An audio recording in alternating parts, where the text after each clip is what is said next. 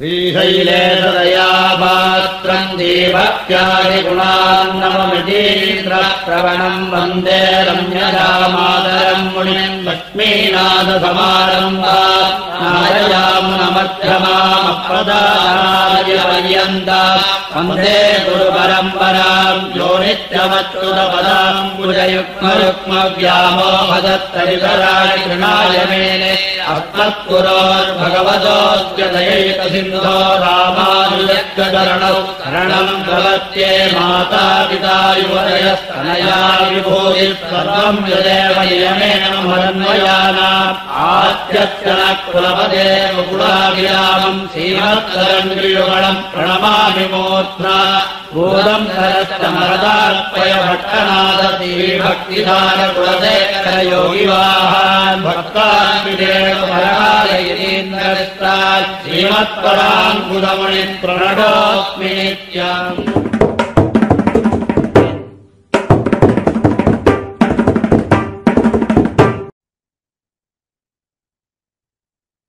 श्रीशैलेशदयापात्रम् धीभक्त्यादिगुणार्णवम् यतीन्द्रप्रवणम् वन्दे रम्यजामातरम् मुनिम् रम्यजामातृयोगीन्द्रपादसेवैकधारकम् भट्टनाथमुनिम् वन्दे वात्सल्यादिगुणार्णवम् गुरुमुखमनधीत्य प्राह वेदानशेषान् नरपतिपरिक्लिप्तम् शुल्कमादातु कामः श्वशुरममरवन्द्यम् रङ्गनाथस्य साक्षात् विचकुलतिलकं तं விஷ்ணுசித்தம் நமாமி.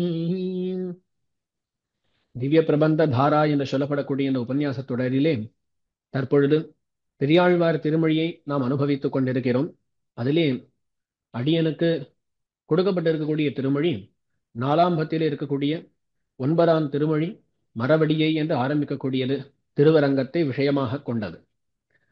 இதற்கு முன் திருமொழியும் திருவரங்கத்தை பற்றியதாகத்தான் அருளி செய்யப்பட்டது.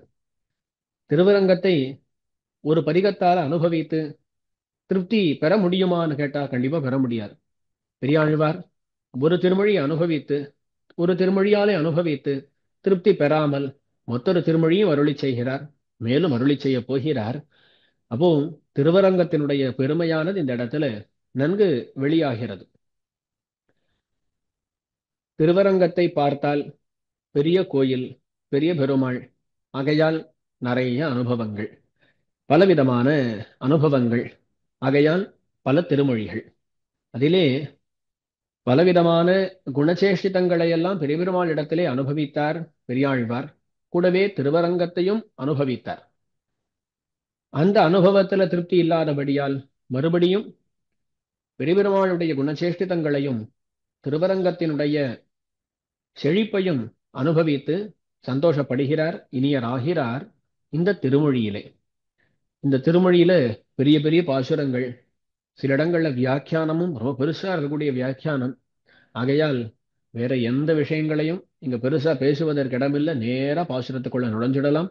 மரபடியை தம்பிக்கு வான் பணயம் வைத்து போய் வானோர் வாழ செருவுடைய திசை கருமம் திருத்தி வந்துலகாண்ட திருமால் கோயில் திருவடிதன் திருமுகமும் திருவடிதன் திருவுருவும் திருமங்கை மலர் கண்ணும் காட்டி நின்று உருவுடைய மலர் நீலம் காத்தாட்ட ஓசரிக்கும் ஒளியரங்கமே. முதல் பாசுரம் மரபடியை தம்பிக்கு வான்பணயம் வைத்து போய் அப்படின்னு ஆரம்பிச்சு ராமாவதார சேஷ்டிதத்தை பத்தி அனுபவிக்கிறார் ஆழ்வார். பொதுவா பெருமாளுடைய அவதாரத்திலேருந்து பட்டாபிஷேகம் வரையிலும் பெருமாளுடைய அவதாரத்திலேருந்து தன்னுடைய சோதிக்கு எழுந்துள்ளது அது பரியந்தமாக அனுபவிப்பது என்றதை பார்க்கிறோம். இங்க ஆழ்வார் என்ன பண்றார், நடுவுலேருந்து ஆரம்பிக்கிறார். பட்டாபிஷேகம், ராஜ்யத்தை ஆளுதல், அதோட முடிச்சுடுறார். ஒரு விதமாக சொல்ல போனால் ஒரு பட்டாபிஷேகத்திலேருந்து ஆரம்பிச்சு ஒரு பட்டாபிஷேகத்தோட முடிச்சுடலான்னு சொல்லலாம். பாதுகா பட்டாபிஷேகம் அதை பத்தின பிரஸ்தாபத்திலேருந்து ஆரம்பிக்கிறார். மேல ராம பட்டாபிஷேகம் அதுலேருந்து அது வரையிலும் அனுபவிச்சு முடிச்சுடுறாருன்னு சொல்லலாம். 2 வரிகள்ல சரி எங்கேன்னு ஆரம்பிக்கிறது என்னன்னு பார்ப்போம். மரவடியை தம்பிக்கு வான்பணயம் வைத்து. சரித்திரம் அனைவருக்கும் தெரிஞ்சதுதான்.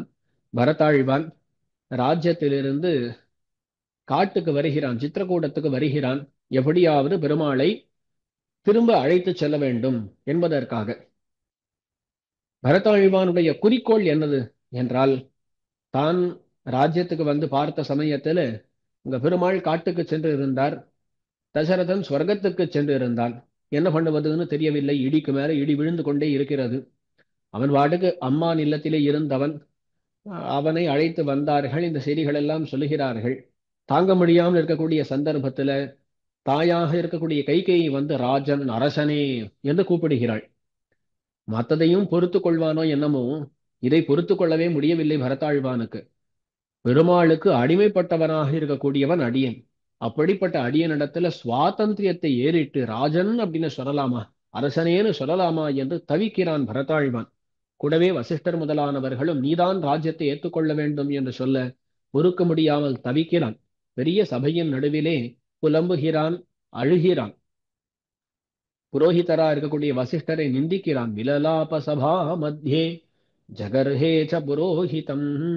இவ்விதமாக செய்யக்கூடிய பரதாழ்வான் எப்படியாவது பெருமாளை மீட்டுக் கொண்டு வர வேண்டும் என்பதற்காக சேனையெல்லாம் திரட்டி கொண்டு, குடும்பத்தை எல்லாம் திரட்டி கொண்டு, ஆச்சாரியர்களை அழைத்துக் கொண்டு செல்கிறான். சித்திரக்கூட்டத்துல பெருமாள் இளைபெருமாளோடு பிராட்டியோடு எழுந்தருளி இருக்கிறார். அங்கு வரையிலும் செல்கிறான் பரதாழ்வான். சென்று சரணாகதி அனுஷ்டித்து பெருமாளிடத்துல பிரார்த்திக்கிறான், தேவரீர் திரும்பி வர வேண்டும் என்று. அப்போ பெரிய பெருமாள், அதாவது சக்கரவர்த்தி திருமகனார் பெருமாள் தெரிவிக்கிறார், இதெல்லாம் நிர்பந்திக்கல் ஆகாது. 14 ஆண்டுகள் இங்கே கழித்துத்தான் வருவேன். ஆனால் உனக்கு இந்த சுவாதந்திரம் அப்படின்றதை அவர்கள் எல்லாம் ஏறிட பார்த்தார்களோன்னு அதை கழித்து கொடுக்கிறேன். அதை பத்தி நீ கவலைப்பட வேண்டாம் அப்படின்னு சொல்லி பெருமாள் தெரிவிக்கிறார். பரதாழ்வான் கேட்கிறான், அடியனுக்கு சுவாதந்திரம் இல்லைன்றது தேவரீர் சொல்றது, அடியனுக்கு பாரதந்தியம் தான் இருக்கிறதுன்றது தேவரீர் சொல்லுகிறது. அது மேல 14 ஆண்டுகள் கழித்து தேவரீர் திரும்ப போவதாக சொல்லுகிறது. ஆனால் இதை அடியேன் எப்படி நம்புவேன் அப்படின்னா, அப்போதான் பெருமாள் அவருக்கு பாதுகைகளை கொடுக்கிறார். பாதுகைகள் மூலமாக பரதாழ்வானுக்கு பாரதந்தியம் தான் லட்சணம் அப்படின்றதை நிலைநாட்டுகிறார். அதே சந்தர்ப்பத்தில் தான் 14 ஆண்டுகள் கழிந்து வருவேன் என்பதனையும் தெரிவிக்கிறார் பெருமாள். இந்த 2 காரணங்களுக்காகத்தான் பாதுகைகளை கொடுக்கிறாராம். அப்போ இந்த பாதுகைகளை கொடுப்பதன் மூலமாக சுவாதந்தியம் இல்ல, அடியன் தனியாக இருந்து கொண்டு ராஜ்யத்தை ஆள வேண்டாம் அப்படின்னு சொல்லி பரதாழ்வானுக்கு ஒரு திருப்தி பிறக்கிறது. பரதாழ்வானும் ராஜ்யத்தை ஆளும் பொழுது அந்த சிம்ஹாசனத்துல இருப்பது என்னன்னு கேட்டா எம்பெருமானுடைய பாதுகைகள் தான். அதுக்கு பிரதிநிதியாகத்தான் தான் இருக்கிறேன் என்கிற எண்ணத்தோடு தான் ஆள்கிறான். அப்ப சுவாதந்திரம் இல்லை. மேலும் பெருமாள் காட்டுல இருன்னு சொன்னா காட்டுல இருக்க வேண்டும், நாட்டுக்கு போன்னு சொன்னா நாட்டுக்கு போக வேண்டும். அதுதானே பாரதந்தியம் அப்படின்றது. அவர் இட்ட வழக்காய் இருத்தல், அதுதான் பாரதந்தியம். அதையும் பெற்று போகிறான் பரதாழ்வான். ஆகையில் இந்த பாதுகைகளை கொடுப்பதன் மூலமாக பரதாழ்வானுக்கு பாரதந்தியத்தை காட்டுகிறார் பெருமாள். அதே சந்தர்ப்பத்துல பாதுகைகளை அனுப்பியாச்சுன்னு சொன்னா பின்னாடியே பெருமாள் வந்துட போறார், 14 ஆண்டுகள் கழித்து வந்துட போறார் அப்படின்னு ஒரு நம்பிக்கையும் ஏற்படும். அப்ப இந்த நம்பிக்கையை ஏற்படுத்துவதற்காகத்தான் பாதுகைகளை கொடுக்கிறார். 2 விஷயங்கள நம்பிக்கை. பரதாழ்வானுக்கு சுவாதந்தியம் கிடையாது, பெருமாள் திரும்ப வரப்போகிறார். இந்த 2 விஷயங்களுக்கு நம்பிக்கையாகத்தான் பாதுகைகளை கொடுத்து அனுப்புகிறாராம். அதையெல்லாம் திருவுள்ளம் பத்தி பெரியாழ்வார் அருளி செய்கிறார். மறுபடியை தம்பிக்கு வான்பணயம் வைத்து, மறுபடி பாதுகை, பாதுகைகளை தம்பிக்கு, பரதாழ்வானாகிற தம்பிக்கு வான் பணயம் வைத்து. பணயம் அப்படின்னு சொன்னாலே நம்பிக்கை ஏற்படுத்தக்கூடிய ஒரு பொருள் பணயம்னு சொல்லப்படும். வான் பணயம் பெரிய நம்பிக்கை ஏற்படுத்தக்கூடிய பொருளாக தன்னுடைய பாதுகைகளை கொடுத்து அதை வைக்கிறார். மறுபடியை தம்பிக்கு வான் பணயம் வைத்து. சரி, இப்போ பரதாழ்வானுக்கு கொடுத்தார் பாதுகைகளை. பாதுகைகளை ஏற்றுக்கொண்டு பரதாழ்வானும் திரும்பினான். ராஜ்யத்துக்கு போயாச்சு. ராஜ்யத்துக்குன்னா நந்தி கிராமத்துக்கு சென்று நந்தி கிராமத்திலே இருந்து கொண்டு ராஜ்யத்தை ஆளத் தொடங்குகிறான் பரதாழ்வான். பெருமாள் என்ன பண்ணுகிறார்னா, சித்திரக்கூட்டத்துக்கு இவ்வளவு பேரும் வந்து இருக்கிறார்கள். சேனையெல்லாம் வந்துடுத்து, நகரத்துல இருக்கக்கூடியவாள்லாம் வந்துட்டா, எல்லாரும் பார்த்தாச்சு. ஒரு முறை இங்கதான் பெருமாள் இருக்காருன்னு தெரிஞ்செடுத்தனா, எப்பெல்லாம் பெருமாளை பார்க்க வேண்டும் என்று தோன்றுகிறதோ அப்பப்போ அவர்கள் எல்லாரும் வரலாம். பெருமாள் பார்க்கிறார், இனிமேல் நாம் இங்க இருக்கக்கூடாது, இன்னும் செல்வோம் அப்படின்னு சொல்லி தண்டகாரண்யத்துக்கு செல்கிறான். மறுபடியை தம்பிக்கு வான் பணயம் வைத்து போய் என்று தெரிவிக்கிறார் பெரியாழ்வார். எங்க போய்னா தண்டகாரண்யத்துக்கு போய் என்று புரிந்து கொள்ளலாம். அதுக்கு மேல வானோர் வாழ செருவுடைய திசை கருமம் திருத்தி. வானோர் வாழ, வானோர்கள் வாழ்வதற்காகத்தான் பெருமாள் அவதாரமே பண்ணி இருக்கிறார். சகிதேவை ருதீரணஸ்ய ராவணஸ்ய வதார்த்திபிஹி அர்த்திதோ மானுஷே லோகே ஜக்ஞே விஷ்ணு சனாதனஹா அப்படின்னு சொல்லி தேவர்கள் எல்லாரும் வந்து சரணாகதி பண்ண ராவணனை அழிக்க வேண்டும், எங்களுக்கு வேண்டியதை எல்லாம் கொடுக்க வேண்டும்னு சொல்லி பிரார்த்திக்க, அதனாலதான் பெருமாள் அவதாரமே பண்ணியிருக்கிறார். ஆகையால் அவ்விதமான வானோர்கள் எல்லாரும் வாழும்படியாக அவர்கள் வாழ வேண்டும்னு சொன்னா அவர்களுக்கு எதிரிகளா இருக்கக்கூடிய ராட்சசர்களை எல்லாம் அழிக்க வேண்டும் இல்லையா? அப்ப அந்த வானோர் வாழ என்ன பண்ணார் பெருமாள்? செருவுடைய திசை கருமம் திருத்தி. செருவுடைய திசையம், திசை திக்கு. என்ன திக்குன்னா தெற்கு திக்கு. அது எப்படிப்பட்டதுன்னா செருவுடைய திசை என்று தெரிவிக்கிறார். செருன யுத்தம்னு அர்த்தம். யுத்தம் கொண்டதான் இருக்கக்கூடிய திசை செருவுடைய திசை. பெருமாளை பொறுத்தவரையிலும் யுத்தம் எங்க நடந்ததுன்னு கேட்டா தெற்குல தானே. ஆகையால் அவரை பொறுத்தவரையிலும் செருவுடைய திசைன்றது தட்சிண திக்பாகம்.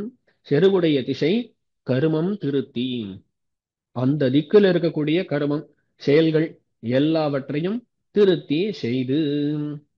அப்போ முழுக்க செய்துன்னு அர்த்தம். திருத்தினா முடித்து விட்டு, அங்க என்னெல்லாம் பண்ணணுமோ எல்லாம் முடிச்சாச்சு. அப்போ கீழே தெற்கு திக்குல பண்ண வேண்டிய காரியங்கள் பார்த்தோமேயானால் தண்டகாரண்யத்துக்கு வந்தார். அங்க வந்து கரதூஷணம் முதலானவர்களை எல்லாம் முடிக்கிறார். போற வழியில பண்ண வேண்டிய காரியங்களை எல்லாம் பண்ணி முடித்துக் கொண்டு அப்படியே சென்று அதுக்கு மேல லங்கையை அடைந்து லங்கையில முடிக்க வேண்டியதெல்லாம் முடிச்சாச்சு. நடுவில் யாரையெல்லாம் ஓய்வு பெறுவிக்க வேண்டுமோ அவர்களுக்கெல்லாம் சபரி முதலானவர்கள், சபரி, சுக்ரீவ மகாராஜர், விபீஷணாழ்வான் இவாளுக்கு எல்லாம் ஓய்வையும் கொடுத்தாச்சு. அப்போ இந்த திசையில என்னெல்லாம் கர்மம், அதாவது என்னெல்லாம் காரியங்கள் இருக்கோ அந்த காரியங்கள் எல்லாவற்றையும் முடிக்கிறார்னு அர்த்தம். செருவுடைய திசை கருமம் திருத்தி வந்து, திருத்திட்டார். திருத்தி எங்க வருகிறார்னா வந்துன்றார். வந்துன்னா இப்ப என்ன? இப்போ லங்கைக்கு சென்று அங்க ராவணனை முடிக்கும் தானே நடந்தது எல்லாத்தையும் தெரிவிச்சாச்சு. அங்கேருந்து வந்துன்னு சொன்னா லங்கையிலிருந்து மீண்டு அயோத்தியைக்கு எழுந்தருளுவதைத்தான் வந்துன்னு தெரிவிக்கிறார். இதை பார்க்கும் பொழுது பெரியாழ்வார் எங்க எழுந்தருளி இருந்து இந்த பாசுரத்தை அருளி செய்கிறார்னு கேட்டா ஸ்ரீவில்லிபுத்தூர்ல. ஸ்ரீவில்லிபுத்தூர்ல இருக்கக்கூடியவர் அயோத்தியைக்கு போய் அப்படின்னு தானே சொல்லணும். பொதுவா நம் இல்லத்துக்கு யாரேனும் வருகிறார்கள் வந்தார்கள் அப்படின்னு சொல்லுவோம். அது வேற இடத்துக்கு போனார்களே ஆனால் போனார்கள்னு தான் சொல்லுவோம். அங்க வந்தார்கள் பொதுவா சொல்றது இல்லை. இப்போ வந்துன்னு சொன்னால் அதனால என்ன தெரியும்னா நாம் இருக்கக்கூடிய இடத்துக்கு வந்துன்னு தெரியும். பெரியாழ்வார் வந்து அருளி செய்கிறாரேனா பெருமாள் எங்க இருக்கார் அந்த இடத்துல தான் பெரியாழ்வார் இருப்பதாக பாவிப்பார். ஆகையால் பெரியாழ்வார் தற்பொழுது எங்க இருக்காருன்னு கேட்டா அயோத்தியில தான் இருக்கார். அதனால அயோத்தியாவாசியாகத்தான் தம்மை பாவிக்கிறார் போலும் அப்படின்னு ஒரு வேடிக்கையை அனுபவிக்கலாம். அப்படி இங்க வந்துன்னு அருளி செய்கிறார். அயோத்திக்கு திரும்பியாச்சு. அப்போ செருவுடைய திசை கருமம் திருத்தி வந்து அதுக்கு மேல நடுவில் என்ன ஆச்சுன்னு கேட்டா பட்டாபிஷேகம். அயோத்திக்கு வந்தாச்சுன்னா பட்டாபிஷேகம் நடக்க வேண்டியது தானே. பட்டாபிஷேகம் நடக்கிறது. நடந்த உடனே உலகாண்ட, உலகத்தை எல்லாம் ஆழ்கிறார் பெருமாள். யாருக்கும் எவ்விதமான குறையும் இல்லை. உலகாண்ட, அதுல நல்லவர்களை மட்டும் ஆண்டன்னு இல்லை பாருங்க. யாருக்கெல்லாம் என்னெல்லாம் பண்ண வேண்டுமோ எல்லாவற்றையும் பண்ணுகிறார். எல்லாரையும் ஆள வேண்டிய விதத்தில் ஆளுகிறார். உலகாண்ட திருமால் கோயில். உலக ஆளும் பொழுது இவர் எப்படி இருக்காருன்னா திருமாலாக இருக்கிறாராம். நடுவுல கொஞ்ச நேரம் பிராட்டியை விட்டு பிரிந்தாரோன்னு அது இல்லை. இப்ப பிராட்டியோடு சேர்ந்தாச்சு, திருமாலாயாச்சு. அப்படி திருமாலாக இருந்து கொண்டு ஆளக்கூடியவர் அந்த பெருமாள் சக்கரவர்த்தி திருமகனா ராமபிரான். அவரை பற்றி இவ்வளவு நேரம் பேசிட்டார். மறுபடியே தம்பிக்கு வான்பணையம் வைத்து போய் வானோர் வாழ சிறுவுடைய திசைக்கருமம் திருத்தி வந்து உலகாண்ட திருமால். அந்த திருமால் இப்போ எங்க இருக்காருன்னு கேட்டா இதோ திருவரங்கத்துல இருக்காருன்னு சொல்லி அந்த திருமால் கோயில் அவர் எழுந்தருளி இருக்கக்கூடிய இடம் ஒளி அரங்கமே. ஒளி அரங்கம் தான் அவருடைய இடம்னு சொல்லி மேலே தெரிவிக்கிறார். இதுவரையிலும் பெரிய பெருமாள் அனுபவிச்சாச்சு. பெரிய பெருமாள் தான் ராமபிரான். அவர் பண்ணது இவர் பண்ணதாகத்தான் கணக்கு. அப்படிப்பட்ட பெரிய பெருமாளானவர் அவருடைய திருவரங்கம் இருக்கிறதே இந்த நகரம் அதிக விதமாக இருக்குன்னா அழகான வர்ணனம். திருவடிதன் திருவுருவும் திருமங்கை மலர் கண்ணும் காட்டி நின்னு உருவுடைய மலர் நீளம் காத்தாட்ட ஓ சலிக்கும் ஒளியரங்கமே. திருவரங்கத்துல பல இடங்கள்ல பலவிதமான தீர்த்தங்கள் எல்லாம் உண்டு. அந்த தீர்த்தங்கள்ல குளங்களிலே எல்லாம் சில இடங்கள்ல ஒவ்வொரு பூ பூத்து இருக்கும் இல்லையா. ஒரு இடத்துல கருநெய்தல், கருநெய்தல்னு சொல்லப்படக்கூடிய பூ அது நன்னா பூத்து இருக்கிறது. அதை பத்தி வர்ணிக்கிறார் ஆழ்வார். அந்த கருநெய்தல் மலரை பார்த்த உடனே என்ன ஞாபகம் வருகிறது என்றால் ரெண்டு ஞாபகம் வருதான். ஒன்னு பெருமாளுடைய நிறம் ஞாபகத்துக்கு வருகிறது. மத்தொன்னு பெரியபிராட்டியாருடைய திருக்கண் நிறம் ஞாபகத்துக்கு வருகிறதாம். பொதுவா சொல்றது உண்டு, பெருமாளுடைய திருமேனியின் நிறம் கருப்பு, அவருடைய திருக்கண் நிறம் என்னன்னு கேட்டா சிகப்பு. அதே பிராட்டி இடத்துல வந்துட்டோமே, ஆனால் பிராட்டியினுடைய நிறம் திருமேனி நிறம் சிகப்பு, திருக்கண் நிறம் அது கருப்பு. ஏன் சுவாமி இப்படி அப்படின்னா வேடிக்கையா சொல்றது உண்டு. பிராட்டி எப்பொழுதும் பெருமாளையே பார்த்துட்டு இருக்காளாம். பார்த்துட்டு இருக்கிறதுனால பெருமாளுடைய திருமேனி நிறம் அவளுடைய கண்ணில் ஏறெடுத்து கருப்பா எடுத்தான். சரி, பெருமாளுக்கு ஏன் நிறம் திருக்கண் நிறம் சிவப்பா இருக்குன்னு கேட்டா, அவர் பிராட்டியை எப்பொழுதும் பார்த்து கொண்டே இருக்கிறார். பிராட்டியினுடைய திருமேனி நிறம் சிகப்பு, அது அவருடைய திருக்கண்ணில் ஏறெடுத்து அப்படின்னா, சரி சுவாமி, அந்த கண்ணில் மட்டும் ஏன் அந்த நிறம் இருக்கிறது, இந்த திருமேனி இருக்கிறதுன்னு கேட்டா திரும்பி மாத்தி சொல்றது உண்டு. பெரிய பெருமாளுடைய கண் நிறம் அது சிகப்பா இருக்கா, அதனால பார்த்துட்டே இருக்காரா, அதனால பிராட்டியினுடைய நிறம் சிகப்பு அப்படின்னா. அதே மாதிரிதான் மாத்தியும் சொல்லலாம். சுவாமி, இப்ப திருமேனினால கண்ணுல நிறம் மாறித்தா, கண்ணால மேனி நிறம் மாறித்தானா, எப்பொழுதுமே ரெண்டுமே நடந்துட்டே இருக்கு இல்லையா. ஆகிய இதுல இருந்து அதுன்னு சொல்லலாம், அதுல இதுன்னு சொல்லலாம், எவ்விதமாக வேணாலும் அனுபவிச்சுக்கலாம். கடைசியில பெருமாளுடைய நிறம் கருப்பு, கண்ணிறம் சிகப்பு, பிராட்டினுடைய கண்ணிறம் கருப்பு, திருவேன் நிறம் சிகப்பு. இங்க கருணைதல் மலரை பார்த்த உடனே பெருமாளுடைய திருமேன் நிறம் திருவடிதன் திருவுருவும், அதுக்கு மேல திருமங்கை மலர் கண்ணும், திருமங்கையாகிற பெருவிராட்டியாருடைய கண்ணும் அது காட்டுகிறதாம் எது கரு நெய்தல் மலரானது. பாருங்க, திருவடிதன் திருவுருவும் அப்படின்னு தெரிவிக்கிற. திருவடினா என்னது?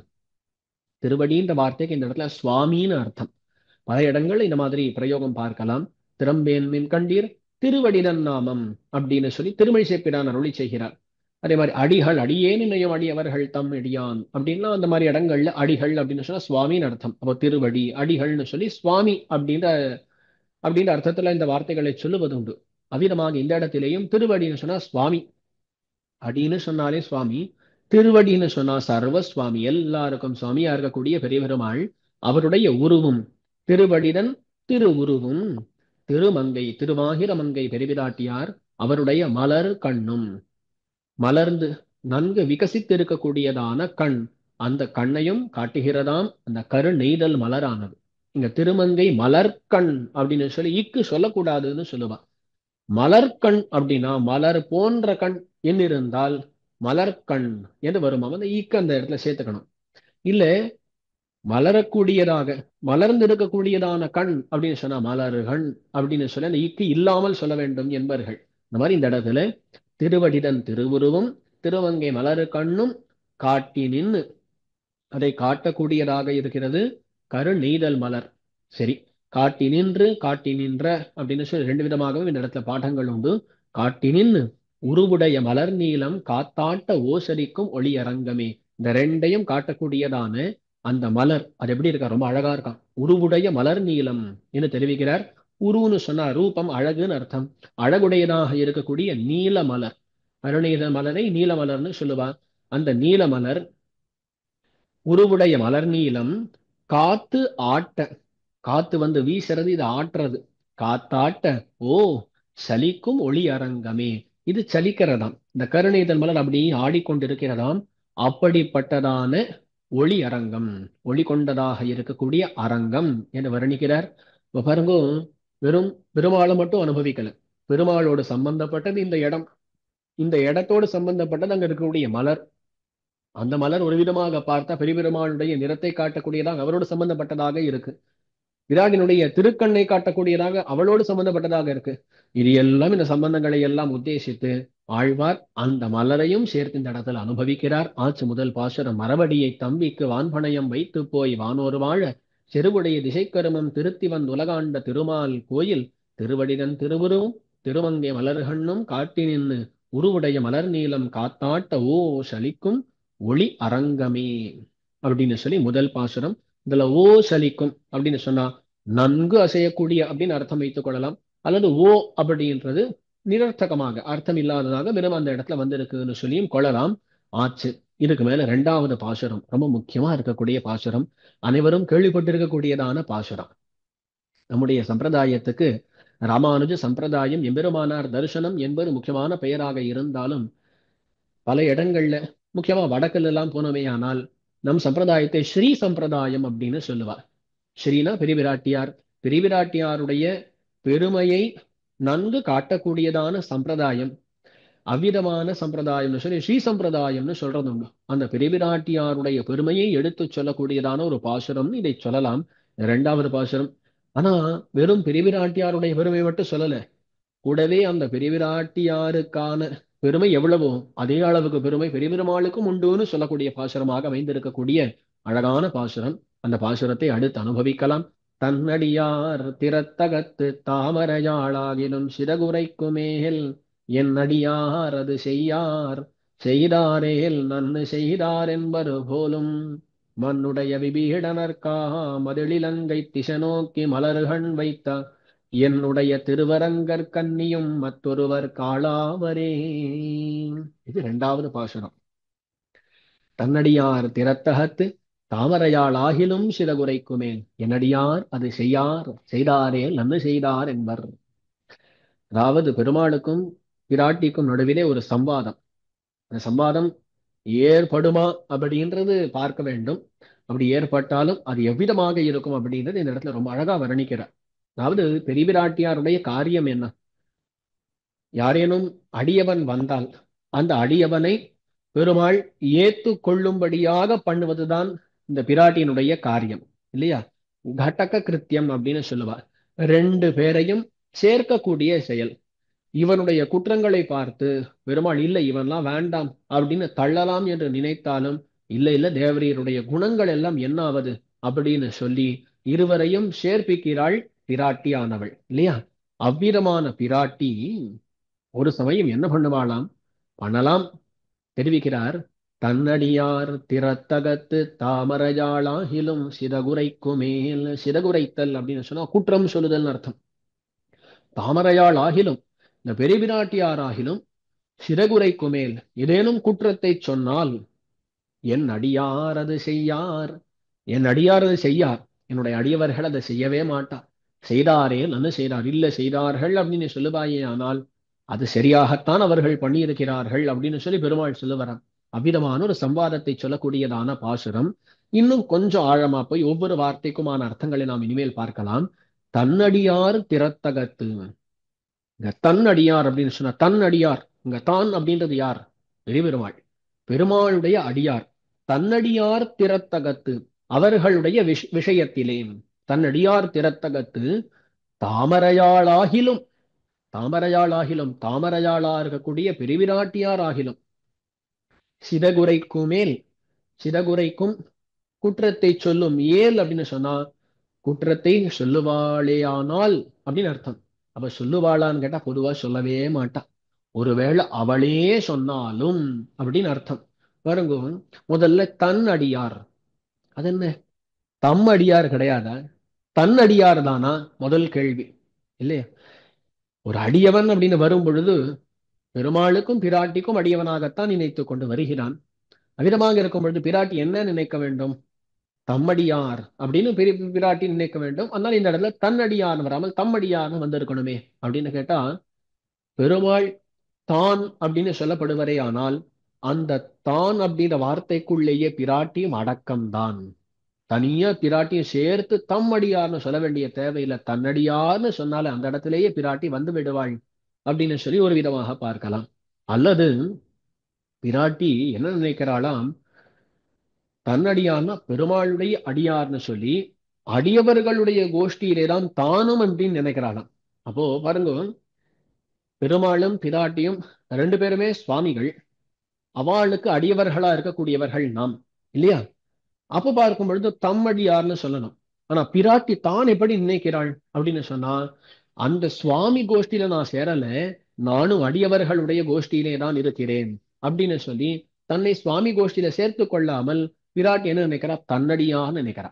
அவருடைய அடியவர்கள் என்று நினைக்கிறார். அடியவர்களுடைய கோஷ்டியிலே தான் தானும் அப்படின்னு சொல்லி பிராட்டியினுடைய எண்ணமாக இருக்கிறது. அதே போல சில இடங்கள்ல பெருமாளும் திருவுள்ளம் பத்துவது உண்டு.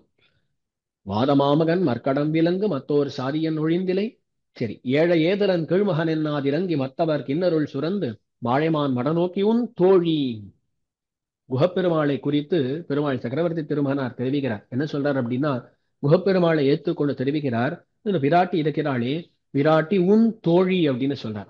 அப்போ அவ ரெண்டு பேரையும் சமானமான ஸ்தலத்துல வைத்ததாக தெரிகிறது இல்லையா?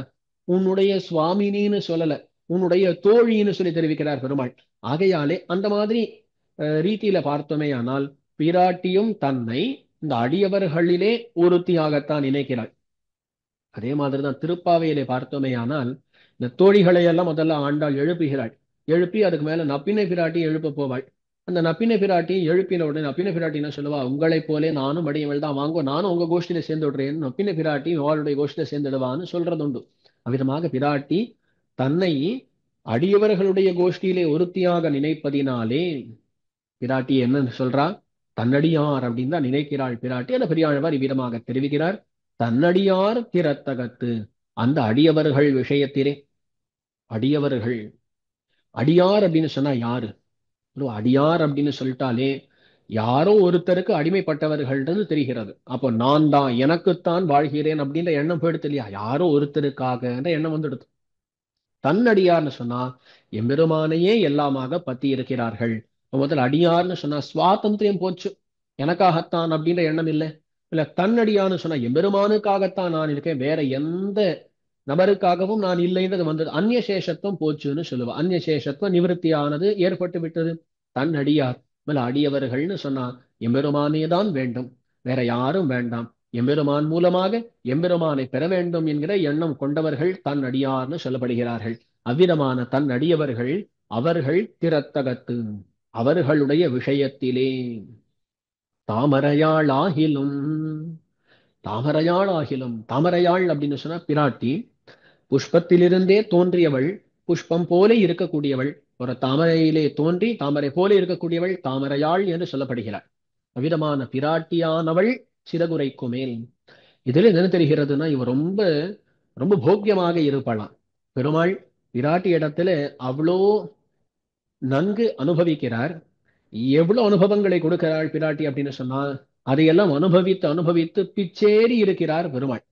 அவ்விதமான போக்கியத்தை உண்டு பிராட்டி இடத்திலே என்பதனைத்தான் இந்த தாமரையாள் என்கிற வார்த்தை காட்டுறது. போக்கியத்தை அவ்வளவு இருப்பதனால்தான் தாமரையாள் என்று சொல்லப்படுகிறாள். அந்த தாமரையாள் தன்னுடைய போக்கியத்தையை காட்டி என்ன பண்ணுகிறாள்? முதல் முறையாக ஒரு அடியவன் வருகிறான். அடியவன் வரும் பொழுது அவனுடைய குற்றங்களை எல்லாம் பார்த்து, இவ்வளவு குற்றங்கள் பண்ணியிருக்கிறான், இவனை நாம் ஏற்பதா என்று எம்பெருமான் திருவுள்ளம் பத்தும் பொழுது தன்னுடைய போக்கியத்தை எல்லாம் காட்டி அந்த எம்பெருமானை மயக்கி அதுக்கு மேல அவன் இந்த அடியவனை ஏற்றுக்கொள்ளும்படியாக செய்கிறாள் பிராட்டி. இந்த விஷயத்தை எல்லாம் திருவுள்ளம் பத்தி தான் தாமரையாள் அப்படின்ற வார்த்தை எடுகிறாராம் பெரியாழ்வார். அப்ப தன்னுடைய போக்கியத்தையை காட்டி ஏற்றுக்கொள்ளும்படியாக செய்து விட்டாள் பிராட்டி. தாமரையாளாகிலும் அதுக்கு மேல பெருமாள் ஏத்துக்கொண்டார். ஏத்துக்கொண்டோன்னு பிராட்டி யோசிச்சு பார்க்கிறா, இவர் எதுக்குன்னு சொல்லி இவன் இந்த அடியவனை ஏத்துக்கொண்டு இருக்கிறார் அப்படின்னு சொல்லி யோசித்து பார்க்கிறாள். ஏனென்றால் இப்போ என்னமோ நாம் சொல்லி இருக்கிறோம் என்பதற்காக இவர் ஏத்துக்கொண்டு இருக்கிறாரா, இல்ல அவரே திருவுள்ளம் பத்தி ஏத்துக்கொண்டு இருக்கிறாரா, இதை பார்க்க வேண்டும் அப்படின்னு சொல்லி பிராட்டிக்கு ஒரு ஒரு உற்சாகம் ஏற்படுகிறது. ஏனென்றால் ஏதோ நமக்காகன்னு ஏத்துருக்கார், நாம என்னமோ அப்படி விலகினோமே ஆனா உடனே அவரை விட்டு விடுவாரோ அப்படின்னு சொல்லி அப்படி இருக்கக்கூடாது. அவர் தம்முடைய திருவுள்ளத்தால ஏற்றுக்கொண்டு இருக்கிறாரா இல்லையான்னு சொல்லி பிராட்டிக்கு பார்க்க வேண்டும். அப்ப அந்த உறுதிப்படுத்த வேண்டும் என்பதுதான் பிராட்டியினுடைய எண்ணம். அந்த எண்ணத்தால பிராட்டி என்ன பண்ணுகிறாள்? சிறகுரைக்கு மேல் குற்றம் சொல்லுவாளாம். என்னமோ உம்முடைய அடியார் அடியார்னு சொல்லிடுறேன், இந்த மாதிரி குற்றங்கள் எல்லாம் பண்ணியிருக்கா பாருங்க அப்படின்னு சொல்லி அடியவர்களை பத்தி ஏதாவது சொல்லுவலாம் பிராட்டி. சிறகுரைக்கு மேல், சிறகுரைக்கு மேல் அப்படின்னு தெரிவிக்கிறான். சிறகு உரைக்க மாட்டாள், உரைக்கு மேல் ஒருவேளை அப்படி உரைத்தால் அப்படின்னு அர்த்தம். ஆகையால் அவ உரைக்க மாட்டாள். உரைத்தாலும் அப்படின்னு சொன்னா அதுல என்ன தெரிகிறது? இவள் உரைப்பதற்கும் ஏதோ ஒரு காரணம் இருக்கும். என்ன காரணம் அப்படின்னு கேட்டா இதான் தெரிவிப்பார்கள். ஸ்தூணா நிகனனன் நியாயம் அப்படின்னு சொல்லுவா. பொதுவா திருவரங்கத்துல பார்க்கலாம். திருவரங்கத்துல அத்தியனோத்சவத்துக்குன்னு சொல்லி ஆயிரங்கால் மண்டபம் இருக்கிறது. இருந்தாலும் அந்த ஆயிரங்கால் மண்டபத்துக்கு முன்னாடி நிறைய பெரிய பந்தல் சமைப்பார்கள். அந்த பந்தலை நிர்மாணம் பண்ணும் பொழுது அங்க என்ன பெரிய பெரிய தூண்களை எல்லாம் நட வேண்டும். பொதுவாக தென்னை மரம் முதலானவைகளையே தூணாக கொண்டு நடுவர்கள். அங்க என்ன ஆகும் அப்படின்னு கேட்டா நல்லா பார்க்கலாம், இப்பொழுதும் பார்க்கலாம். முதல்ல ஒரு குழி தோண்டுவார். குழியை தோண்டி அந்த கம்பத்தை அங்கே நட்டு அது மேல அதுல மண்ணெல்லாம் சேர்த்துட்டு அது மேல அசைச்சு அசைச்சு பார்ப்பா. யாரோ ஒருத்தர் பார்த்துட்டு இருக்கவர் யோசிக்கிறார். அவ தான் குழி தோண்டி அதை வச்சிருக்கா, முதல்ல மண்ணெல்லாம் மூடியாச்சு, அவளே அதை ஆட்டுறாளே அப்படின்னு சொல்லி நினைத்தால் எதுக்காக ஆட்டுகிறார்கள்? நன்னா ஆட்டி அதுல இன்னும் கொஞ்சம் இடைவெளி ஏற்பட்டால் அதுலயும் மண்ணை நிரப்பி விட்டோமே ஆனால் அதுக்கு மேல ஆடவே ஆடாது, அசைக்கவே முடியாது. அப்போ அந்த தூணை ஆட்டுவது எதற்காகன்னு கேட்டா அதை இன்னும் திருடப்படுத்துவதற்காக. அதே விதமாக ஸ்தூணா நிகனனன் நியாயம்னு சொல்ல, ஸ்தூணானா கம்பம், ஒரு தூண் அர்த்தம். அந்த தூணை தோண்டி அதை வைப்பது, அதை பண்ணும் பொழுது அதை அசைத்து பார்ப்பது போல இங்க பிராட்டியும் என்ன பண்ணுகிறாள்? எம்பெருமான அசைச்சு பார்க்கறான். இவன் என்ன அசையறானா, அசையாமல் இருக்கிறானா, நாம் இந்த மாதிரி சொன்ன உடனே அடியவர்களை விட்டு விடுகிறானான்னு சொல்லி பிராட்டி பார்க்கிறாளாம். அந்த சமயத்துல எம்பெருமான் என்ன சொல்றான்? அதெல்லாம் எங்க அடியவர்கள்லாம் அந்த மாதிரிலாம் ஒரு நாளும் பண்ண மாட்டாளே அப்படின்னு சொல்லி பெருமான் சொல்றான். என் அடியார் அது செய்யார், என்னுடைய அடியவர்கள் அதெல்லாம் பண்ணவே மாட்டாளே அப்படின்னு தெரிவிக்கிறார். என்னடியார் அது செய்யார் அப்படின்றார்.